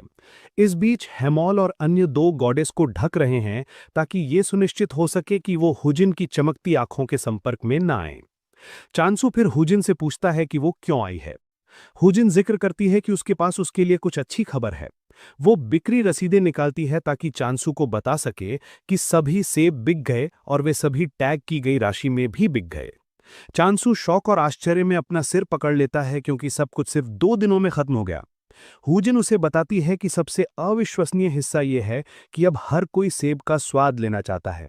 चांसू उड़ जाता है क्योंकि उसने कभी नहीं सोचा था कि सेब इतना पैसा कमाएगा। उसे याद है कि सेब आमतौर पर 1000 गोल्ड से कम में बिकते थे। क्योंकि उसे मुनाफे का 30% मिल रहा है, चांसू को रियलाइज होता है कि वो प्रति सेब कम से कम 60,000 गोल्ड कमाने वाला है। एक सरल गणना के साथ उसे रियलाइज होता है कि अगर वो 50 सेब बेचने में कामयाब रहा तो उसने एक दिन में 3 मिलियन कमाए होंगे। चांसू का दिमाग छत से बाहर निकल जाता है जब उसे रियलाइज होता है कि 1 बिलियन का वार्षिक मुनाफा उसके रास्ते में आ रहा है। चांसू खुश है कि वो सही रास्ते पर है और वो मानता है कि इससे उसे अपने माता पिता के बारे में एक सुराग मिल सकता है। चांसू हुजिन से कहता है कि वो मूड किलर नहीं है, लेकिन वो उससे पूछता है कि उसे कितना समय लगता है कि एम्परर एप्पल पर प्रचार चलेगा। चांसू जानता है कि सेब फिलहाल लोकप्रिय हैं, लेकिन वो ये भी जानता है कि भविष्य में वे इतनी बड़ी राशि में बिकते नहीं रहेंगे। हुजिन फिर चांसू को आश्वासन देती है कि वो उसकी चिंता को समझती है, लेकिन उसे बताती है कि 1 मिलियन के लक्षित दर्शकों के लिए प्रतिदिन 100 सेब का मतलब है कि वे अभी भी 27 साल तक बिजनेस में रहेंगे। चांसू को यह सुनकर शौक लगता है और वो मानता है कि ये एक अति अनुमान यानी ओवर एस्टिमेशन है। हुजिन फिर चांसू को बताती है कि उसे चिंता करने की जरूरत नहीं है। हुजिन फिर उससे पूछती है कि क्या उसने अपने सेब उत्पादन को बढ़ाने के बारे में सोचा है। चांसू घबराकर मुस्कुराता है, कहता है कि उसने अन्य फसलें भी उगाई हैं और अगर वो उन्हें चखेगी तो अच्छा होगा। वो उसे आश्वासन देता है कि वे सेबों जितने ही स्वादिष्ट हैं। ये सुनकर हुजिन की आंखें एक गॉब्लिन की तरह चमक उठती हैं। तभी चांसू पैनकेक और फ्राइज के साथ आ जाता है। हाईसुजिन अपने सामने खाना खाते हुए आंसू बढ़ा देती है। वो जिक्र करती है कि आलू फ्राइज को साइड डिश के बजाय एक मुख्य व्यंजन माना जा सकता है। चांसू फिर भुने हुए शकरकंद के साथ कॉम्बो को खत्म करता है। जिस पल वो इसे सर्व करता है, दोजी और एहरी पागल हो जाते हैं, मांग करते हैं कि वो उन्हें भी दे। चांसू फिर सुझाव देता है कि वे सभी एक साथ खाएं। चांसू नोटिस करता है कि एहरी पतला लग रहा है और इसके लिए एक स्पष्टीकरण है। ये मूल रूप से इसलिए है क्योंकि डोजी एहरी का खाना चुरा रहा है, जिससे वो ठीक से खा नहीं पा रहा है। हेमोल हुजिन और चांसू के साथ खाने के लिए टेबल पर कूद जाता है और चांसू हुजिन से आलू पर उसके विचार पूछता है क्योंकि वो उन्हें भी बेचने की योजना बना रहा है। हुजिन स्वादिष्ट खाने के लिए चांसू को धन्यवाद देती है और फिर पूछती है कि क्या कोई तरीका है जिससे वो फसलों को उगा भी सकता है और सेब उत्पादन को बढ़ा भी सकता है। चांसू जवाब देता है कि यह मुश्किल होगा क्योंकि उसे ज्यादा पॉइंट्स की जरूरत होगी। साथ ही चांसू को नहीं लगता कि उसे अपने सभी पॉइंट्स खेती में खो देने चाहिए। हुजिन चांसू को बताती है कि उसके प्रयासों का मूल्यांकन किया जाता है, लेकिन वो उसे आग्रह करती है कि वो ज्यादा सेबों पर ध्यान केंद्रित करे। हुजिन जिक्र करती है कि सभी अपोस्टल कोरियन हैं और दुनिया की संस्कृति इस पर बनी है। हुजिन कहती है कि खाना अद्भुत है, लेकिन चांसू को बताती है कि अकेले फसलों के लिए एक प्रीमियम कीमत चार्ज करना मुश्किल है। हुजिन कहती है कि फसलें सेबों जितनी लाभदायक नहीं होंगी, भले ही लोग उनकी मांग करना शुरू कर दें। हुजिन घुटनों पर जाती है, चांसू से निवेदन करती है कि वो सेब उत्पादन को अपना प्राथमिक काम माने। ये रियलाइज करते हुए कि उसका मन बदलना मुश्किल है, चांसू उससे पूछता है कि क्या प्रतिदिन 100 सेब काफी होंगे, और ये सुनकर उसकी आंखें चमक उठती हैं। वो चांसू को पुनर्विचार करने और उसके सुझाव को मानने के लिए धन्यवाद देती है। अगले दिन चांसू रोज की तरह मॉन्स्टर्स का शिकार करने निकलता है। डोजी अहली से पूछता है कि क्या हर बार जब चांसू बाहर निकलता है उनका उसका पीछा करना जरूरी है, और अहरी डोजी पर चिल्लाता है। उसे बताता है कि केवल वे ही नजर रख सकते हैं क्योंकि हेमॉल मूल रूप से बेकार है। उन्हें पता नहीं है कि चांसू वास्तव में सोच रहा है कि दोनों हर जगह उसका पीछा क्यों करते रहते हैं, और वो मानता है कि वे लड़ाकू टाइप के परिचित हैं। चांसू को नहीं लगता कि वास्तविक परिचित इतने बेकार होंगे कि एकमात्र चीज जो वे ऑफर कर सकते हैं वो खाना है। उसका विश्वास जल्द ही खत्म हो जाता है जब वो दोनों को एक अंडरडेथ मॉन्स्टर के द्वारा पीछा करते हुए देखता है। चांसू खुद को दोषी ठहराता है कि उसने शुरुआत में ही दोनों को इतना महत्व दिया। तभी डोजी फिसल जाता है, जिससे अंडरडेथ मॉन्स्टर को उस पर करीब आने का मौका मिल जाता है। चानू उस तक पहुंचने की कोशिश करता है, लेकिन दूरी उसके लिए बहुत ज्यादा है। चानू चीख कर मॉन्स्टर का ध्यान खींचने की कोशिश करता है, लेकिन ये भी काम नहीं करता। चानू अपनी हंसिया घुमाता है, लेकिन ये भी बेकार साबित होता है क्योंकि रेंज कम है। अचानक मॉन्स्टर मर जाता है, जिससे चांसू हैरान हो जाता है क्योंकि वो जानता है कि हंसिया मॉन्स्टर तक नहीं पहुंची थी। तभी उसे एहसास होता है कि स्किल अपग्रेड हो गई होगी और स्किल की रेंज बढ़ गई है। चानू दूर रहकर मॉन्स्टर्स पर हंसिया घुमाकर इसे आजमाता है। केवल एक बार से वो कई लक्ष्यों को मार देता है और स्किल की नई रेंज के बारे में उसे अलर्ट करते हुए विंडो पॉपअप होती है। इसके अलावा उसे एक नई स्किल मास डीकैपिटेशन मिलती है और ये चानू को शॉक देता है, लेकिन वो सोचता है कि ये उसे ज्यादा मॉन्स्टर्स को संभालने की अनुमति देगा। चानू हिंसक हो जाता है, कई मॉन्स्टर्स को काट डालता है और ये आहारी और दोजी को डरा देता है। दोनों तुरंत गॉडेस के पास वापस भागते हैं, जो उन्हें इतनी जल्दी वापस देखकर हैरान होती हैं। आहारी गॉडेस को बताता है कि चानू मजबूत हो गया होगा, लेकिन साथ ही कम्युनिकेशन स्किल हासिल करना भी जरूरी है। गॉडेस फिर अपने रिटेनर्स को शांत होने का आग्रह करती हैं क्योंकि उन्होंने ऐसी कोई स्किल प्रदान नहीं की थी। दोजी फिर गॉडेस को बताता है कि नई स्किल का नाम मास डीकैपिटेशन है और ये नाम ही गॉडेस को शॉक देता है। डर उनके शरीर में रेंग जाता है क्योंकि उन्होंने इसे पहली बार सुना था। इस समय गॉडेस को भी कोई अंदाजा नहीं है कि चांसू किस तरह का व्यक्ति है। वो मानती है कि वो नर्क से भेजा गया एक यमदूत है। तभी गॉडेस दोनों को बताती हैं कि उन्हें वास्तव में अंदाजा हो सकता है कि क्या हो रहा है। दोजी ये सुनता है और उसका दिमाग ओवरड्राइव में चला जाता है, मानते हुए कि गॉडेस ने ही वास्तव में चानू को स्किल प्रदान की थी। आहारी इतना बेवकूफ होने के लिए दोजी को थप्पड़ मारने के लिए मजबूर होता है और वो उसे अपनी बेकार की बातों के साथ आने से पहले गॉडेस को क्या कहना है ये सुनने के लिए कहता है। आहारी फिर गॉडेस से पूछता है कि उन्हें क्या लगता है कि क्या हुआ, और गॉडेस जवाब देती हैं कि अपोस्टल की स्किल विकसित हो गई है। गॉडेस जिक्र करती हैं कि डीकैपिटेशन स्किल हार्वेस्टिंग स्किल का एक संशोधित संस्करण था। वो उन्हें याद दिलाती हैं कि विकसित स्किल यूजर को व्यापक रेंज की हार्वेस्टिंग में शामिल होने की अनुमति देती थी, ठीक उसी तरह जैसे गॉडेस को लगता है कि चानू के स्किल मास डीकैपिटेशन में विकसित हो गई है। आहारी ये सुनकर हैरान होता है और वो जिक्र करता है कि ये कुछ ऐसा था जो केवल फर्स्ट ईयर अपोस्टल ही कर सकते थे। गॉडेस सहमत होती हैं और कहती हैं कि यही कारण है कि चानू काफी डरावना है। हालांकि गॉडेस को लगता है कि वो एक आभारी बंदा है जो चीजों को थोड़ा बेहतर बनाता है। गॉडेस कहती हैं कि चानू एक्सपोनेंशियल रेट पर बढ़ रहा होगा, लेकिन यह सब उसकी ग्रोथ की वजह से है, कि वे कुछ हद तक सुरक्षित हैं। गॉडेस फिर कहती हैं कि वो चानू के लौटने पर उसे कम्युनिकेशन स्किल देंगी। कुछ देर बाद चानू वापस लौटता है और गॉडेस उत्साहित होकर चानू को दो नई स्किल्स के बीच चुनने का मौका देती है, क्योंकि एक अपोस्टल के रास्ते को परिभाषित करना नियमों के खिलाफ है। चांसू स्टेटस स्क्रीन को घूरता है कि वो दो स्किल में से चुन सकता है, जो प्रॉमिस ऑफ अबंडेंस और कम्युनिकेशन है। गॉडेस आत्मविश्वास से भरी हैं और उन्हें यकीन है कि चानू कम्युनिकेशन स्किल को चुनेगा। गॉडेस चानू को खतरे से दूर रहने के लिए कहने और अब तक उसने जो कुछ भी किया है उसके लिए उसे धन्यवाद देने का इंतजार नहीं कर सकती।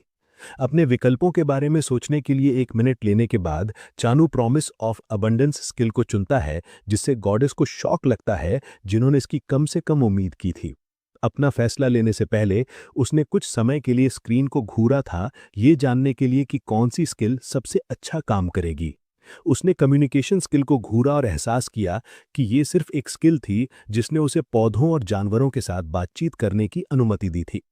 आहरी और अन्य लोगों को जब भी वो गुस्से में होते हैं, उस पर चिल्लाते हुए सुनने के डर ने उसे एहसास कराया कि अगर वो कम्युनिकेशन स्किल चुनता है तो उसकी जिंदगी नर्क जैसी हो जाएगी। क्योंकि एक कहावत है कि अज्ञानता ही परम सुख है, वो फैसला करता है कि कम्युनिकेशन स्किल चुनना एक गलत कदम होगा। यही कारण है कि वो प्रॉमिस ऑफ अबंडेंस के लिए गया। और जिस पल उसने प्रॉमिस ऑफ अबंडेंस स्किल को चुना, उसे एहसास हुआ कि हर कोई उदास है।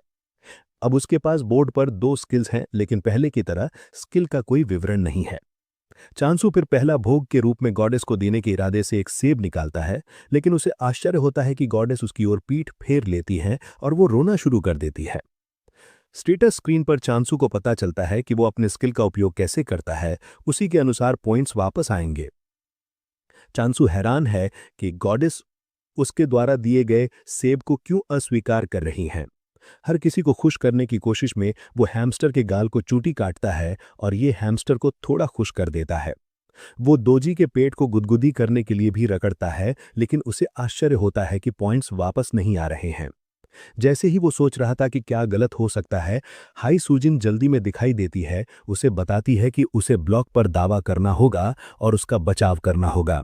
ये चांसू को शॉक देता है, जिससे वो पूछने के लिए मजबूर होता है कि क्या कोई उन पर हमला करने की योजना बना रहा है। हुजिन कहती है कि इसकी संभावना है, क्योंकि एम्परर एप्पल ने बहुत लोकप्रियता हासिल कर ली है। इस वजह से वे सेब की खरीद को प्रति व्यक्ति 1 तक सीमित करने के लिए मजबूर हैं, और इसके बावजूद 5,000 से ज्यादा लोगों ने पहले ही आरक्षण या रिजर्वेशंस करा लिया है। संख्या चांद को शौक देती है और हाइसोजिन जोड़ती है कि जिन लोगों ने आरक्षण कराया है, वे कहते हैं कि उन्हें परवाह नहीं है कि सेब कब आता है, जब तक कि उन्हें किसी समय वो मिल जाए। ये स्वाभाविक है कि सेब कितना लोकप्रिय है, इसके कारण लुटेरे होंगे जो सेबों और ब्लॉक को निशाना बनाना शुरू कर देंगे। चीज़ों को बदतर बनाने के लिए चानू का ब्लॉक अथॉरिटी जोन के बाहर है, जिसका मतलब है कि अपराधों के खिलाफ कोई सुरक्षा नहीं है। हुजिन चाहती है कि उनके पास किसी तरह का समर्थन हो, क्योंकि ये पूरी तरह से खेल को बदल देता।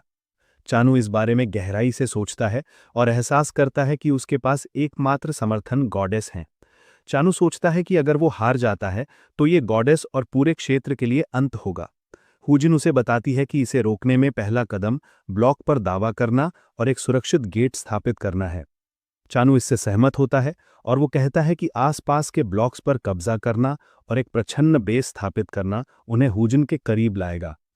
हुजिन इसे एक वास्तव में शानदार विचार के रूप में देखती है, क्योंकि एक बार जब वे ब्लॉक पर कब्जा कर लेते हैं और एक दरवाज़ा बनाते हैं तो उन्हें आवाजाही प्रतिबंधों से निपटना नहीं पड़ेगा। चानू फिर पूछता है कि आरक्षण अचानक क्यों बढ़ गए, क्योंकि ये निश्चित रूप से सामान्य नहीं है। हुजिन उसे बताती है कि एम्परर एप्पल के प्रभावों के कारण पूरा ब्लॉक पागल हो रहा है। चानू कथित प्रभावों के बारे में कंफ्यूज्ड है और हुजिन जिक्र करती है कि ऐसे दावे हैं कि सेब सभी के लिए एक इलाज है। ये चांद को शौक देता है, जो नहीं सोचता कि सेब उन सभी चीज़ों के लिए भी सक्षम है जिसका वे दावा कर रहे हैं।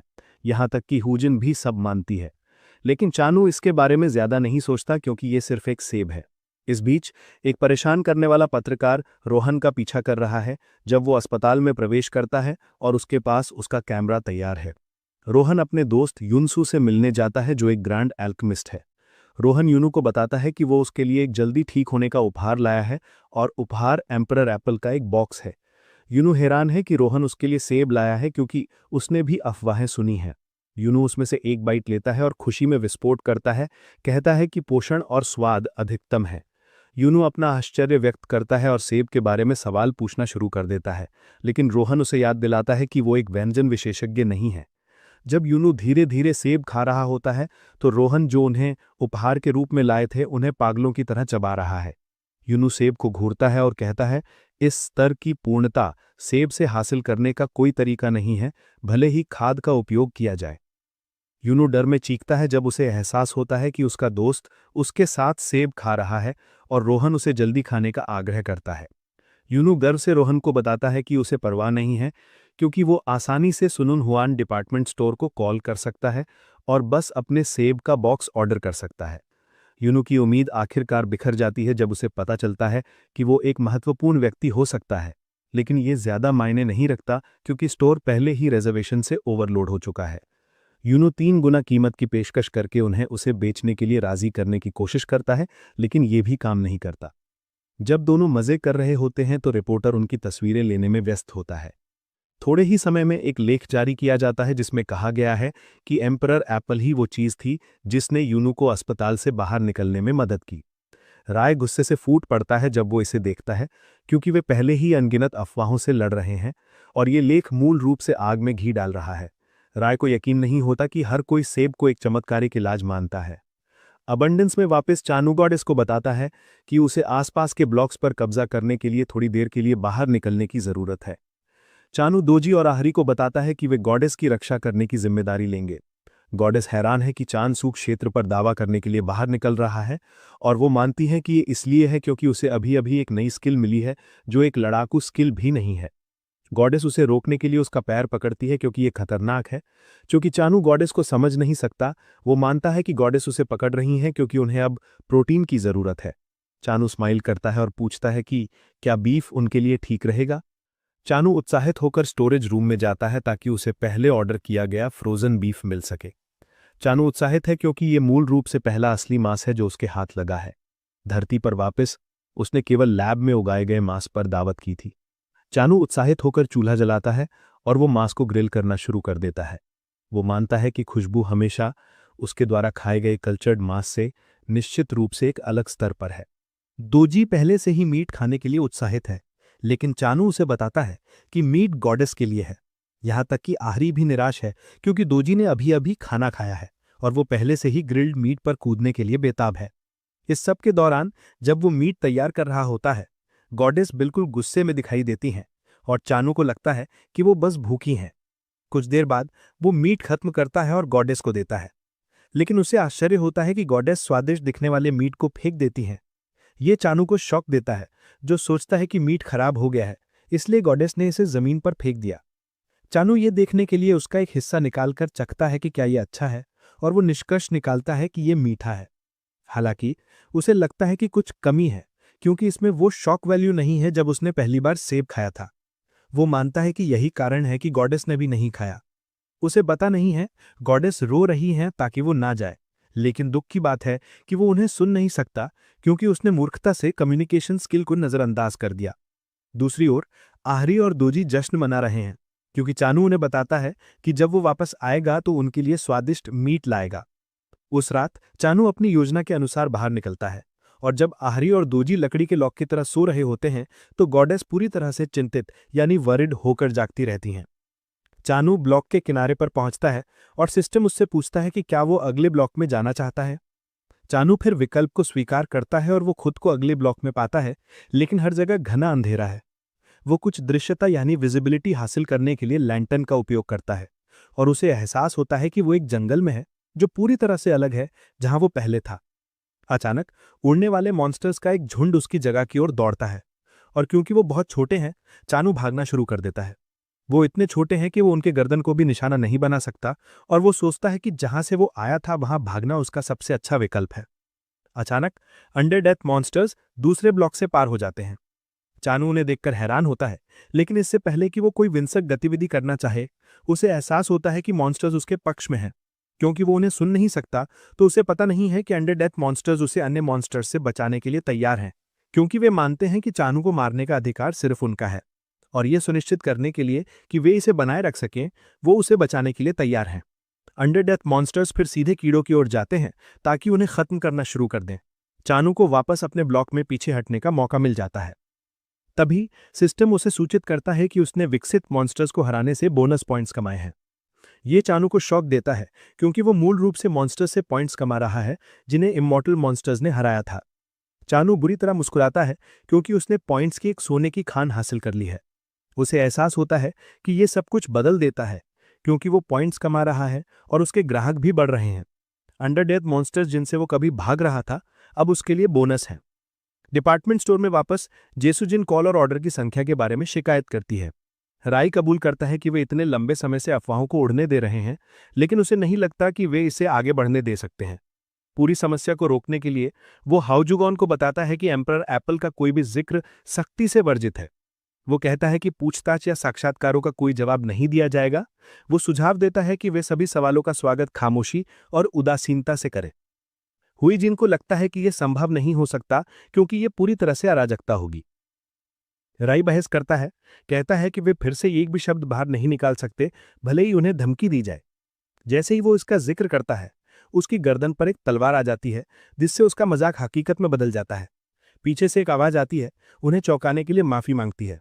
राई मुड़कर देखता है कि जिस व्यक्ति ने गर्दन पर तलवार रखी थी वो स्वॉर्ड मास्टर रोहन है। राई डर से पंगु हो जाता है और वो रोहन से पूछता है कि वो ऑफिस क्यों आया है।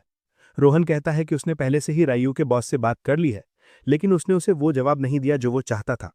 हालांकि वो उम्मीद करता है कि राई ज्यादा कोऑपरेटिव होगा। रोहन फिर बड़ा सवाल पूछता है कि राई एम्परर एप्पल को उगाने के लिए कौन जिम्मेदार है। इसके अलावा वो जानना चाहता है कि कथित व्यक्ति कहाँ है। राई तुरंत हुईजिन के पीछे भागता है, उसे डरावने रोहन को चीजें समझाने को कहता है। हुईजिन को शौक लगता है कि राई उसके पीछे छिप रहा है, जबकि वो सीनियर है और उसे ही चीजें समझानी चाहिए। राई उन्मत्ता होकर हाओजुगॉन को बताता है कि उसने कभी नहीं सोचा था कि रोहन एक सभ्य बातचीत में एक असली तलवार लाएगा। जेसुजिन पूरी तरह से निराश हो जाती है और वो आखिरकार इस कहावत को समझ जाती है कि बॉस कचरा है। भले ही वो डरी हुई है, हुईजिन अपना स्टैंड बनाए रखती है। रोहन को बताती है कि कंपनी अपने ग्राहकों की जानकारी के साथ मजाक नहीं करती है। जिस पल रोहन ये सुनता है, वो अपनी तलवार निकालता है और दोनों डर से लगभग बेहोश हो जाते हैं। हैरानी की बात है कि रोहन तलवार को उन्हें फाड़ने के बजाय जमीन पर गिरा देता है। रोहन फिर दोनों को बताता है कि उसे उनकी जरूरत नहीं है क्योंकि वो बस इंस्टिंक्ट से किसान को ढूंढने वाला है। ये कहने के बाद वो जाने के लिए मुड़ता है, जिससे राई और हुईजिन को शौक लगता है। हुईजिन को पता नहीं होता कि क्या हो रहा है और वो राई से पूछती है कि उस बंदे का इंस्टिंक्ट से क्या मतलब था। राई खुलासा करता है कि स्वॉर्ड मास्टर्स में आमतौर पर ऐसी इंस्टिंक्ट होती हैं जो एक रेगुलर व्यक्ति की तुलना में कहीं बेहतर होती हैं। वो हेसुजिन को बताता है कि उसने एक बार सुना था कि रोहन ने अतीत में केवल अपनी इंस्टिंक्ट का उपयोग करके कई समस्याओं का समाधान किया था। हेसुजिन इससे उड़ जाती है, जिससे वो सोचने लगती है कि रोहन ने जो अभी अभी कहा वो संभव है। 2 दिन बाद चानू रोहन के आने का इंतजार कर रहा था क्योंकि हुजिन ने उसे पहले ही सिर दे दिया था। वो हैरान होता है कि 2 दिन बाद भी रोहन उसके दरवाजे पर क्यों नहीं आया है। अचानक उसे नोटिफिकेशन मिलता है कि किसी ने ब्लॉक में प्रवेश किया है। बिना किसी शक के वो सोचता है कि ये रोहन ही होगा। वो दरवाजे पर खड़ा रहता है, उसके किसी भी क्षण प्रवेश करने का इंतजार करता है, लेकिन उसे आश्चर्य होता है कि कोई प्रवेश नहीं करता है। वो मानता है कि सिस्टम में एक ग्लिच है क्योंकि सभी आगंतुकों को गेट से प्रवेश करने की उम्मीद होती है। वो सिस्टम को फिर से जांचता है और उसे लगता है कि ये ग्लिच नहीं है। वो आसपास की जांच करने का फैसला करता है और अचानक उसे एक बड़ा आश्चर्य लगता है।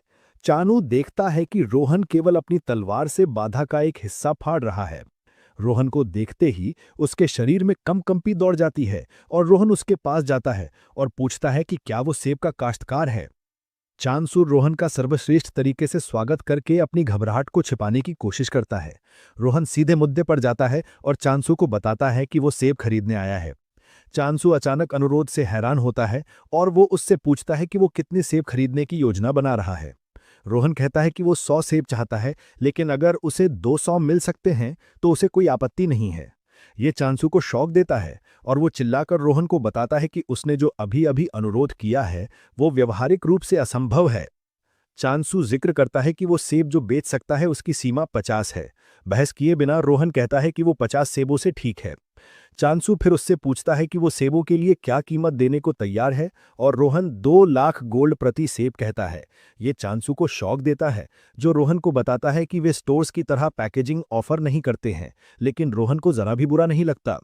चानू उससे ये भी पूछता है कि क्या उसे पता है कि उसने डिपार्टमेंट स्टोर कीमत का जिक्र किया है, और रोहन उसे आश्वासन देता है कि उसे पता है। रोहन जो पैसे की राशि ऑफर कर रहा है वो इतनी पागल है कि चानू पहले से ही उसके लिए ज्यादा बेचने के बारे में सोच रहा है। चांसू फिर रोहन को सेब के पेड़ तक ले जाता है और रोहन पहले से ही स्वादिष्ट सेब जो वो खाने वाला है उससे ला टपका रहा है।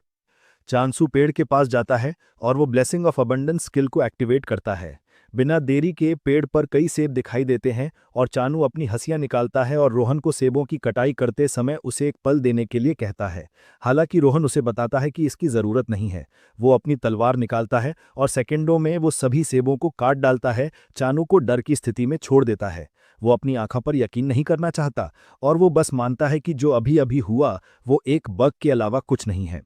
डील को निष्कर्ष पर पहुंचाने के बाद रोहन चानू को सहमत हुए पैसे भेजता है और वो उसे आश्वासन देता है कि वो अगली बार फिर से आएगा। जैसे ही रोहन जाने वाला होता है चानू उसे रोक लेता है। चांसू को लगता है कि रोहन नए ब्लॉक के संबंध में उसके लिए एक बड़ी मदद हो सकता है।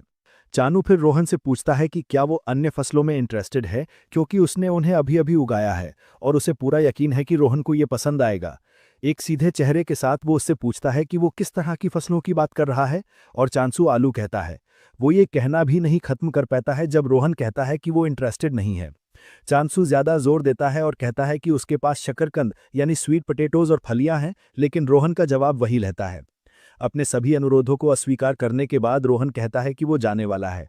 ये एहसास करते हुए कि रोहन उसकी योजना के लिए अटूट है, चानू एक डेस्परेट कदम उठाता है और रोहन को बताता है कि वो उन्हें सहमत हुए से ज्यादा सेब देने वाला है। चांसू महसूस कर सकता है कि रोहन एक बुरा व्यक्ति नहीं है, भले ही वो अजीब और वाइल्ड दिखाई दे। चांसू फिर रोहन को बताता है कि अगर उसे सेबों की स्थिर सप्लाई जारी रखनी है तो उसे एक और ब्लॉक पर कब्जा करने की जरूरत है। ऐसा करने के लिए वो रोहन को बताता है कि उसे उसकी मदद की जरूरत होगी और बदले में वो उसे सेबों से भुगतान करेगा। चांसू सोच रहा है कि क्या उसकी योजना काम करेगी जब रोहन उसके पास जाता है, उसे बताता है कि वो ऑफर से सहमत है। समर बर्बाद किए बिना रोहन नए ब्लॉक की ओर जाता है और चानू बस उसके पीछे दौड़ता है साथ बने रहने के लिए। चांसू को आश्चर्य होता है कि रोहन तुरंत ब्लॉक की ओर जा रहा है और वो सोचने लगता है कि वो बंदा कितना मजबूत हो सकता है। चानू नोटिस करता है कि जमीन एक अजीब तरल के साथ गीली है जो उसके ब्लॉक से बहुत अलग है। चानू अपने गंदे जूते को घूर रहा होता है जब एक मॉन्स्टर उसके पीछे दिखाई देता है। इससे पहले कि मॉन्स्टर उसे खा सके, रोहन उसे खींचकर हटा देता है, उसे बताता है कि वो उसके पीछे रहे क्योंकि आसपास घूमना खतरनाक है। चानू को यकीन नहीं होता कि रोहन खतरनाक शब्द का इस्तेमाल कर रहा है, जबकि खतरनाक तो वही है। चांसू को आश्चर्य होता है कि वो पौधे के रूप में छिपे एक मॉन्स्टर द्वारा लगभग खाया गया था। चानू फिर रोहन को बताता है कि उसे बहुत ज्यादा करने की जरूरत नहीं है, क्योंकि आखिर में ब्लॉक को वही संभालेगा। चांसू मॉन्स्टर्स से खुद ही छुटकारा पाना चाहता है। वो डिकैपिटेशन एक्टिवेट करता है और वो मॉन्स्टर्स को ऐसे काटना शुरू कर देता है जैसे वे कुछ भी नहीं है। खत्म करने के बाद वो ब्लेसिंग ऑफ अबंडेंस एक्टिवेट करता है। इस बीच हुजन ब्लॉक में प्रवेश कर चुकी है और वो इधर उधर घूम रही होती है जब वो चांसू को अपना नाम पुकारते हुए सुनती है। वो नीचे देखती है और चांसू के चेहरे पर एक तेज मुस्कान होती है, लेकिन मुस्कान गायब हो जाती है जब वो रोहन को चानू के साथ एक पौधे पर काम करते हुए देखती है। हुजन दौड़कर नीचे आती है और चानू से पूछती है कि क्या हो रहा है, और चानू कहता है कि चूंकि वो आसपास के ब्लॉक्स पर कब्जा करने की योजना बना रहा था, उसने इलाके में अपना पैर जमाने का फैसला किया है। हुजिन उस पर चिल्लाती है कि उसे परवाह नहीं है कि वो क्या कर रहा है, लेकिन उसे इस बात में ज्यादा दिलचस्पी है कि रोहन उसके साथ क्यों है। चांसू फिर उसे अपनी मौजूदा समस्या समझाता है। दरअसल जब वे पहली बार जमीन पर पहुंचे, रोहन चांसू को बताता है कि वो नई जमीन पर उगाए गए सेबों को चखना चाहेंगे। चांसू घबराकर रोहन को बताता है कि वहां कोई जमीन नहीं है, क्योंकि हर जगह बस पोखर भरे हुए हैं। जिस पल रोहन ये सुनता है वो अपनी तलवार निकालता है और जमीन के एक बड़े हिस्से को साफ करने के लिए उसे बहुत जोर से घुमाता है। वो घास साफ करता है, इसे एक जगह में बदल देता है जहां चानू बीज लगा सकता है। ये देखकर चांसू को शौक लगता है और वो समय बर्बाद किए बिना बीज लगाता है। फिर वो उस पर ब्लेसिंग ऑफ अबंडेंस कास्ट करता है, और यही वे कर रहे थे जब हाइसुजिन दिखाई दी। चानू ने जो बीज अभी अभी लगाया था वो चमकीले पत्तों वाला एक बड़ा सेब का पेड़ बन गया है। हैसुन हैरान है, लेकिन वो जिक्र करती है कि सेब की गंध बहुत अजीब है और चानू उससे सहमत होता है। वो कहता है कि ये वातावरण के कारण है। दरअसल सेब में दुगनी सुगंध और स्वाद है और पॉइंट्स के संलयन के आधार पर स्वाद बदलता है। चानू फिर कबूल करता है कि वो अभी भी इसका प्रयोग कर रहा है। चानू सेबों में से एक तोड़ता है और उसे हाउसुजिन को देता है और उससे पूछता है कि क्या वो चखना चाहेगी, लेकिन वो लड़की मना कर देती है और कहती है कि वो नहीं खाएगी। हुजिन फिर जमीन पर पौधे मॉन्स्टर्स को देखती है और वो उन्हें शुतुरमुर्ग की पूंछ कहती है। चानू को आश्चर्य होता है क्योंकि वो इसके बारे में पहली बार सुन रहा है। मूल रूप से मॉन्स्टर शुतुरमुर्ग की आदतों को पसंद करता है और ये केवल रात में ही सक्रिय होता है, जो इसे पकड़ना बेहद मुश्किल बनाता है। हुजिन मॉन्स्टर की जांच करती है और वो कबूल करती है कि स्थितियां वास्तव में शानदार लग रही हैं। वो एक टेस्ट ट्यूब में उसका कुछ खून लेती है और फिर चानू से पूछती है कि क्या शुतुरमुर्ग की पूंछ का शिकार उसने किया था। चानू जवाब देता है कि ये सब उसी ने किया था। हुजिन को आश्वासन देता है कि रोहन शामिल नहीं था। चांसू हुजिन से पूछता है कि क्या इसमें कोई समस्या है, और हुजिन अचानक उसे पकड़ लेती है, उससे पूछती है कि क्या वो इन्हें बेचने को तैयार है। दरअसल शुतुरमुर्ग की पूंछ ऊंची कीमत पर बिकने के लिए कही जाती है। ज़ॉम्बी जैसी लेडी से डरकर चानू सहमत होता है कि वो उन्हें बेचने वाला है। जेसुजिन लॉटरी जीतने की तरह जश्न मनाते हुए अपना हाथ आसमान में उठाती है। जेसुजिन चानू को ऐसे घूर रही है जैसे वो प्लैनेट पर सबसे हैंडसम आदमी है। जेसुजिन इस तथ्य को समझ नहीं पाती है कि चानू खेती और लड़ाई दोनों में कुशल है। इसके अलावा उसके बगल में एक स्वॉर्ड मास्टर भी है। हुजिन इस तथ्य को छिपा नहीं पाती है कि चानू से मिलना उसके लिए एक आशीर्वाद है। जेसुजिन कई उत्पादों के बारे में सपना देख रही होती है, जिसे उसे अभी भी बेचने का अवसर मिल सकता है, जब चानू उसका नाम पुकारता है। जेसुजिन गुस्से में है कि उसने उसकी कल्पना को बर्बाद कर दिया, और वो उससे पूछती है कि क्या उसे उससे कुछ चाहिए। चांसू उसे याद दिलाता है कि उसने कुछ चीजें ऑर्डर की थीं, और हुजिन कीट नियंत्रण पौधों के बीज जैसी चीजें निकालना शुरू करने के लिए बैग में देखती है। उसके साथ एक बिल्डिंग कंस्ट्रक्शन किट भी है। थोड़े ही समय में चानू साहसिक लोगों के लिए एक पोर्टेबल घर बनाता है, और वो इलाके में कीटों को भगाने वाले बीज भी लगाता है। ये जिन को शौक में छोड़ देता है, क्योंकि उसे नहीं पता था कि चानू में कम समय में पौधे उगाने की क्षमता भी है। जिन सोचती रहती है कि चानू किस तरह का व्यक्ति है। जल्द ही बाद वो नए ब्लॉक को खरीदता है। गॉडेस और उसके रिटेनर को बच्चों की तरह खुश होते हुए छोड़ देता है। चानू भी खुश है, क्योंकि वो आखिरकार एक जमीन का मालिक बन गया है। दरअसल एक सिंगल ब्लॉक में आमतौर पर 100 स्वामित्व इकाइयां होती हैं, और एक बार जब सभी हासिल कर ली जाती हैं तो फैक्शन कब्जा कर लेता है। चानू असाधारण रूप से खुश है, क्योंकि धरती पर वापस वो मुश्किल से एक कमरा हासिल कर पाता था। इसके अलावा जमीन खरीदने के साथ कई नई विशेषताएं आती हैं, और सबसे महत्वपूर्ण ब्लॉक असाइन ट्रेट असाइनमेंट विशेषता है। चांसू को सिस्टम से एक टिप मिलती है जो उसे बताती है कि एक ब्लॉक को असाइन की जाने वाली विशेषताएं अपोसिल के गॉड या ब्लॉक के स्वभाव पर निर्भर करती हैं। चांसू ये सुनकर खुश होता है, क्योंकि ये विशेषता गॉडेस के स्वभाव के साथ पूरी तरह से फिट बैठती है। सिस्टम उससे ब्लॉक को असाइन करने के लिए एक विशेषता चुनने को कहता है, और उसके ऑप्शंस ग्रोथ और डेथ हैं। चूंकि ग्रोथ डेथ से बेहतर लगती है, वो ग्रोथ चुनने के बारे में सोचता है। इसके अलावा वो मानता है कि ये गॉडेस के विकास में भी मदद करेगा। चांसू ग्रोथ विशेषता लागू करता है, लेकिन चीजें पूरी तरह से अलग नहीं लगती हैं जैसा वे लगती हैं। चांसू निष्कर्ष निकालता है कि कोई उल्लेखनीय अंतर नहीं है, क्योंकि ये अभी भी पहले चरण पर है। वह स्टेटस विंडो की जांच करता है कि ग्रोथ विशेषता मूल रूप से सब कुछ प्रभावित करती है। चांसू मुस्कुरा रहा होता है जब तक कि उसे एहसास नहीं होता कि वहां स्पॉन किए गए मॉन्स्टर ग्रोथ का एक विकल्प है। ये देखकर चांसू के शरीर में डर दौड़ जाता है और वो लगभग बेहोश हो जाता है। इसका मूल रूप से मतलब है कि विशेषता में अपनी बुरी और अच्छी विशेषताएं हैं। बुरी विशेषताओं में से एक ये है कि अंडर डेथ मॉन्स्टर्स ने भी इसमें भाग लिया है। हालांकि वे बढ़े हैं, चांसू को राहत है कि वे अभी भी प्रबंधनीय हैं। चांचू रोज की तरह मॉन्स्टर्स से निपटने के लिए बाहर निकलता है और वह आसानी से उन्हें गिरा देता है। वह खुश है क्योंकि अंडर डेथ मॉन्स्टर्स का मजबूत होना भी उसके लिए ज्यादा पॉइंट्स का मतलब है। अचानक रोहन उसके पीछे दिखाई देता है, जिससे उसे शॉक लगता है क्योंकि उसे उसकी उपस्थिति का एहसास भी नहीं हुआ था। चांसू को लगता है कि रोहन उससे मिलने आया है, क्योंकि उसके सेब पहले ही खत्म हो चुके हैं। रोहन हैरान होता है कि चांसू का पहले से क्या मतलब है, और चांसू उसे याद दिलाता है कि उसे पिछली खेप मिले 1 हफ्ता भी नहीं हुआ है। चांसू निष्कर्ष निकालता है कि रोहन बहुत ज्यादा सेब खाने से बस मरने वाला है। चांसू फिर उससे पूछता है कि उसे कितने सेब की जरूरत है, और वह जवाब देता है कि वह 120 चाहता है, लेकिन अगर उसे ज्यादा मिल सकते हैं तो उसे कोई आपत्ति नहीं होगी।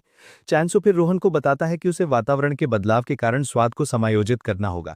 वह कहता है कि रोहन एक मुफ्त में चखेगा। चांसू को पता नहीं है गॉडेस और उसके रिटेनर सेब के पेड़ के नीचे इकट्ठा हैं। जब वह वहां पहुंचता है तो उन्हें खेलते हुए देखकर उसे शौक लगता है। रोहन को देखकर समूह डर के मारे लगभग जमीन में धंसने वाला है, क्योंकि वह काफी खतरनाक लगता है। अचानक रोहन अपनी तलवार घुमाता है और चांसू को लगता है कि वह समूह को निशाना बना रहा है। वह उन्हें बचाने के लिए गोता लगाता है, लेकिन आखिर में रोहन बस सेबों को निशाना बना रहा था।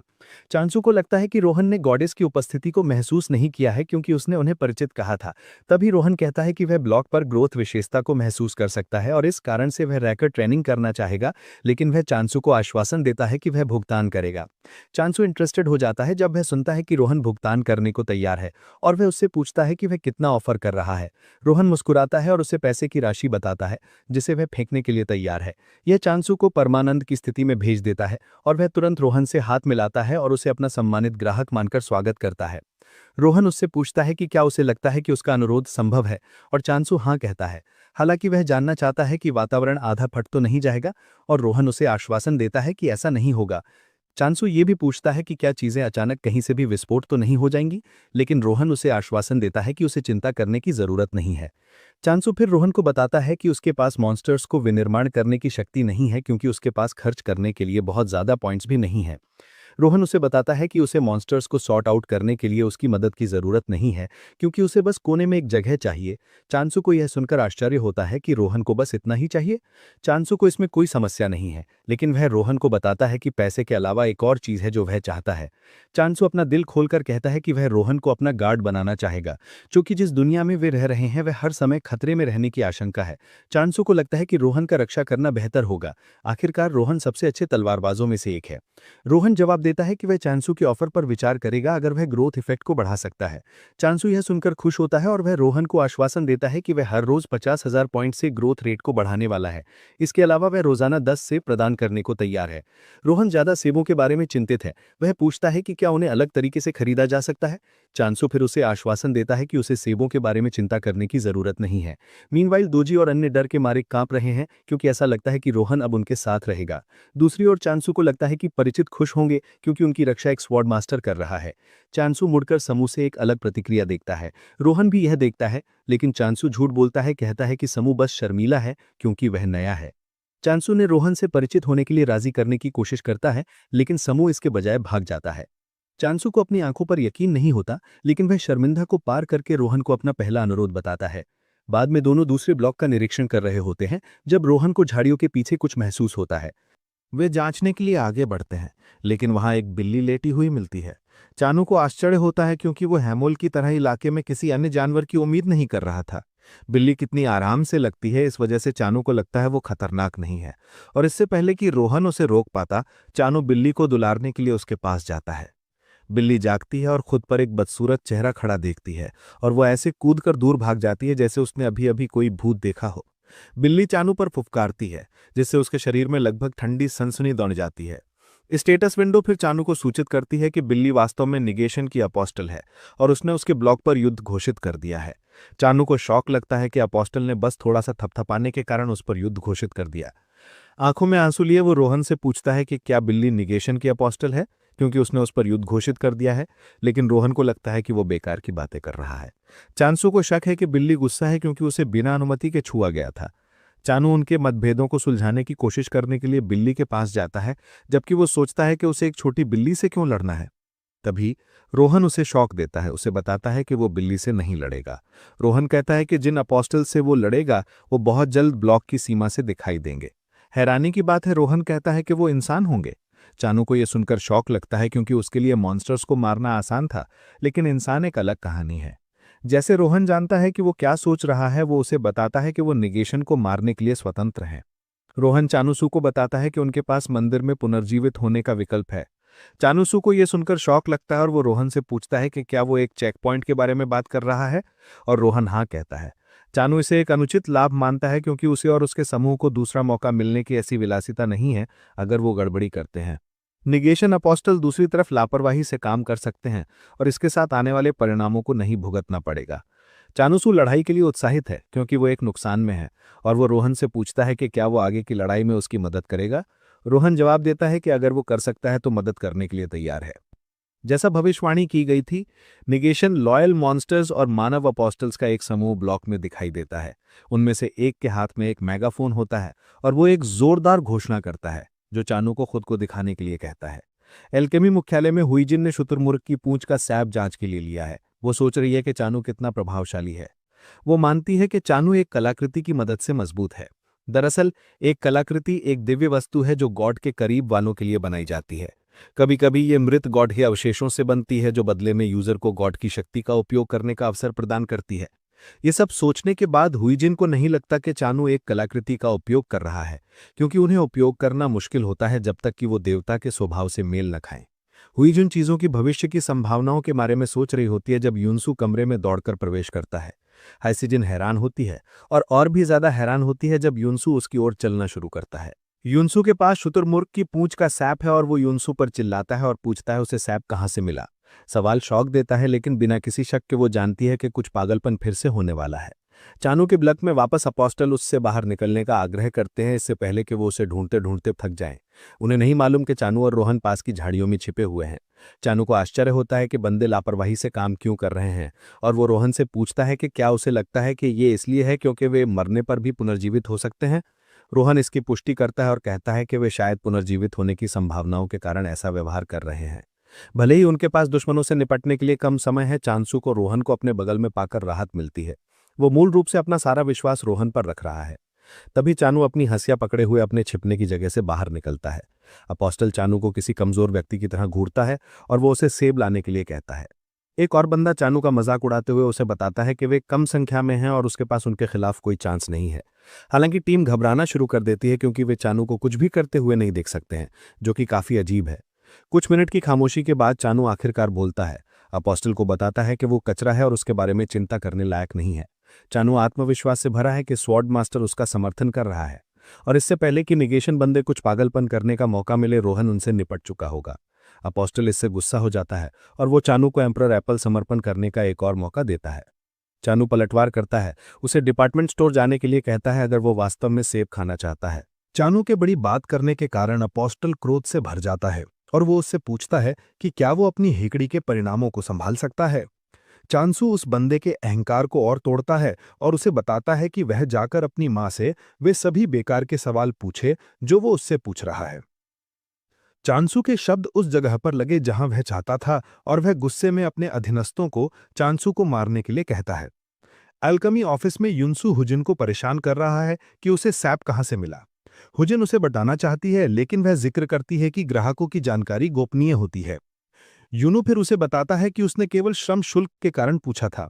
यूनू साफ साफ बताता है कि शुक्रमुर्ग की पूंछ का सैप जो हुजिन लाई है उसमें नियमित वालों की तुलना में उच्च शुद्धता प्रतिशत है, जिनकी शुद्धता का स्तर बनाए रखना हमेशा मुश्किल होता है। यूनू एक अनुबंध शीट निकालता है और उसे हुजिन को देता है। उससे पूछता है कि क्या वह उन्हें सैप की आपूर्ति जारी रख सकती है। जेसुजिन जवाब देती है कि उसे पहले काश्तकार से पूछना पड़ सकता है, और यूनू सुझाव देता है कि वे एक अस्थायी अनुबंध पर हस्ताक्षर करें। यूनू यह सुनकर खुश होता है और वह हेसुजिन को बताता है कि जो भी सैप के लिए जिम्मेदार है वह एल्कमी विभाग में हमेशा स्वागत किया जाएगा। चांसू और निगेशन अपोस्टल्स के बीच टकरार पर वापस। लीड अपोस्टल नोटिस करता है कि चानू उस व्यक्ति के लिए काफी शांत है जिसकी संख्या कम है।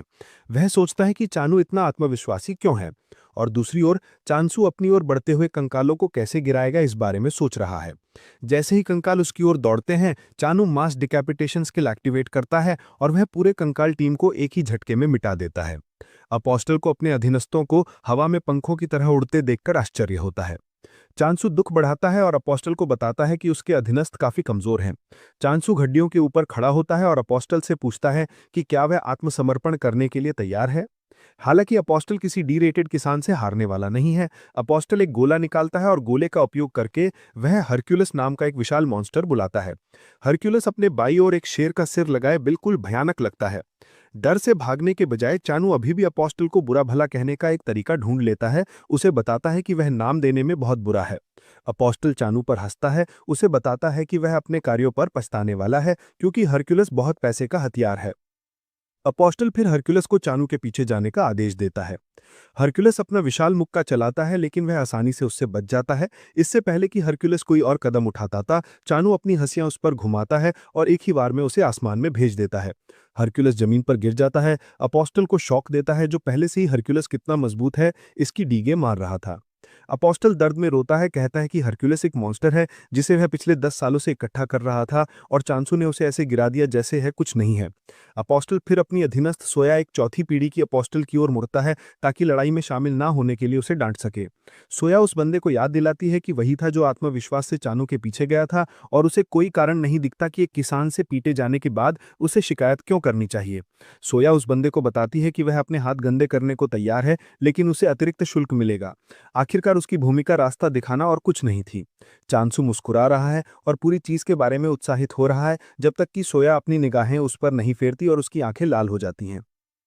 तभी एक टिप आती है जो चानू को बताती है कि सोया निगेशन ऑफ लाइफ नाम की स्किल का उपयोग करती है, जो निशाने पर एक श्राप डालती है। सिस्टम स्किल कितनी खतरनाक है इसे कम नहीं करता है, और इससे पहले कि चानू को पता चला, वह सोया की स्किल का शिकार हो जाता है। परेशान करने वाला बंदा हंसना शुरू कर देता है जब उसे एहसास होता है कि चांसू सोया के जाल में फंस गया है। वह चांसू को बताता है कि वह देखने वाला है कि नेगेशन से उलझने पर क्या होता है। सोया बंदे पर चिल्लाती है, उसे असली कारण ना भूलने के लिए कहती है कि वे शुरुआत में क्यों आए थे। बंदा जल्दी से आगे बढ़ता है ताकि सेब का पेड़ ढूंढने की कोशिश कर सके, लेकिन वह बाद में अपनी टूटी हुई रचना का बदला लेने का वादा करता है। जैसे ही वह जंगलों के माध्यम से दौड़ता है, वह हवा में सेबों को सूंघ सकता है और उसे लगता है कि वहां पहुंचने में बस समय की बात है। अचानक वह अपने पीछे एक हल्की हलचल नोटिस करता है, लेकिन जब वह मुड़ता है तो उसे कोई नहीं दिखता। वह भ्रम में छोड़ दिया जाता है क्योंकि उसे नहीं पता कि व्यक्ति कहाँ है। अचानक रोहन उसके ऊपर दिखाई देता है और रोहन क्योंकि एक पॉपुलर स्वॉर्ड मास्टर है, इसलिए बंदा उसे पहचान लेता है। हालांकि यह उसकी ज्यादा मदद नहीं करता क्योंकि रोहन उसे काट डालता है।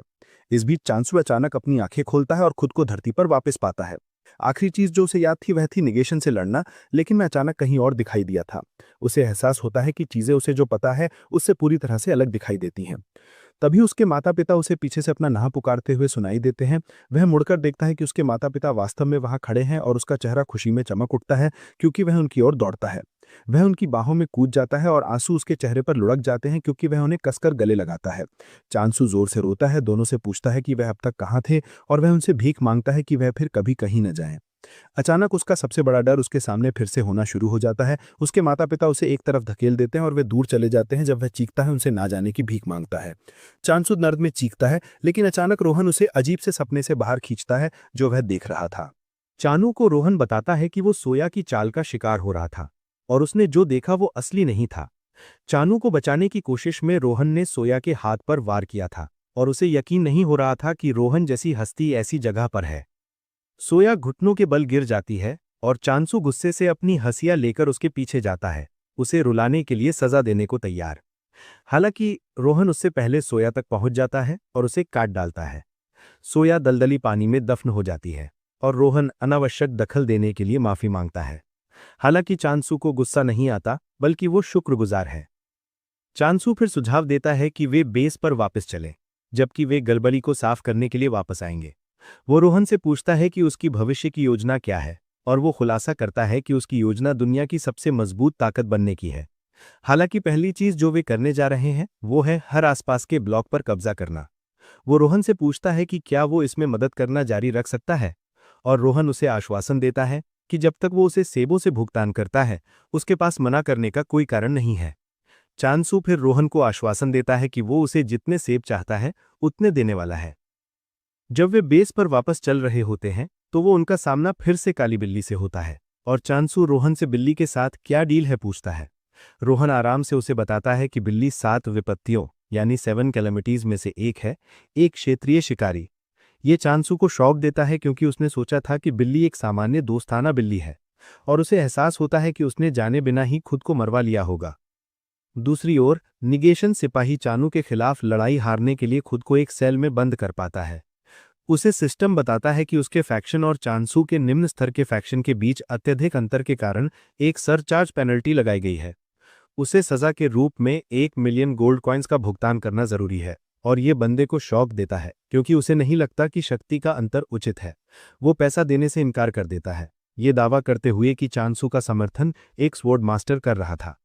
फिर सिस्टम जरूरी कर्ज चुकाने में असमर्थता के रूप में बंदे के भुगतान से इनकार को पहचानता है और उसे निगेशन में स्थानांतरित कर दिया जाएगा। बंदा ये देखता है और वो घबरा जाता है, सिस्टम से वापस आने का आग्रह करता है क्योंकि अब वो भुगतान करने के लिए तैयार है।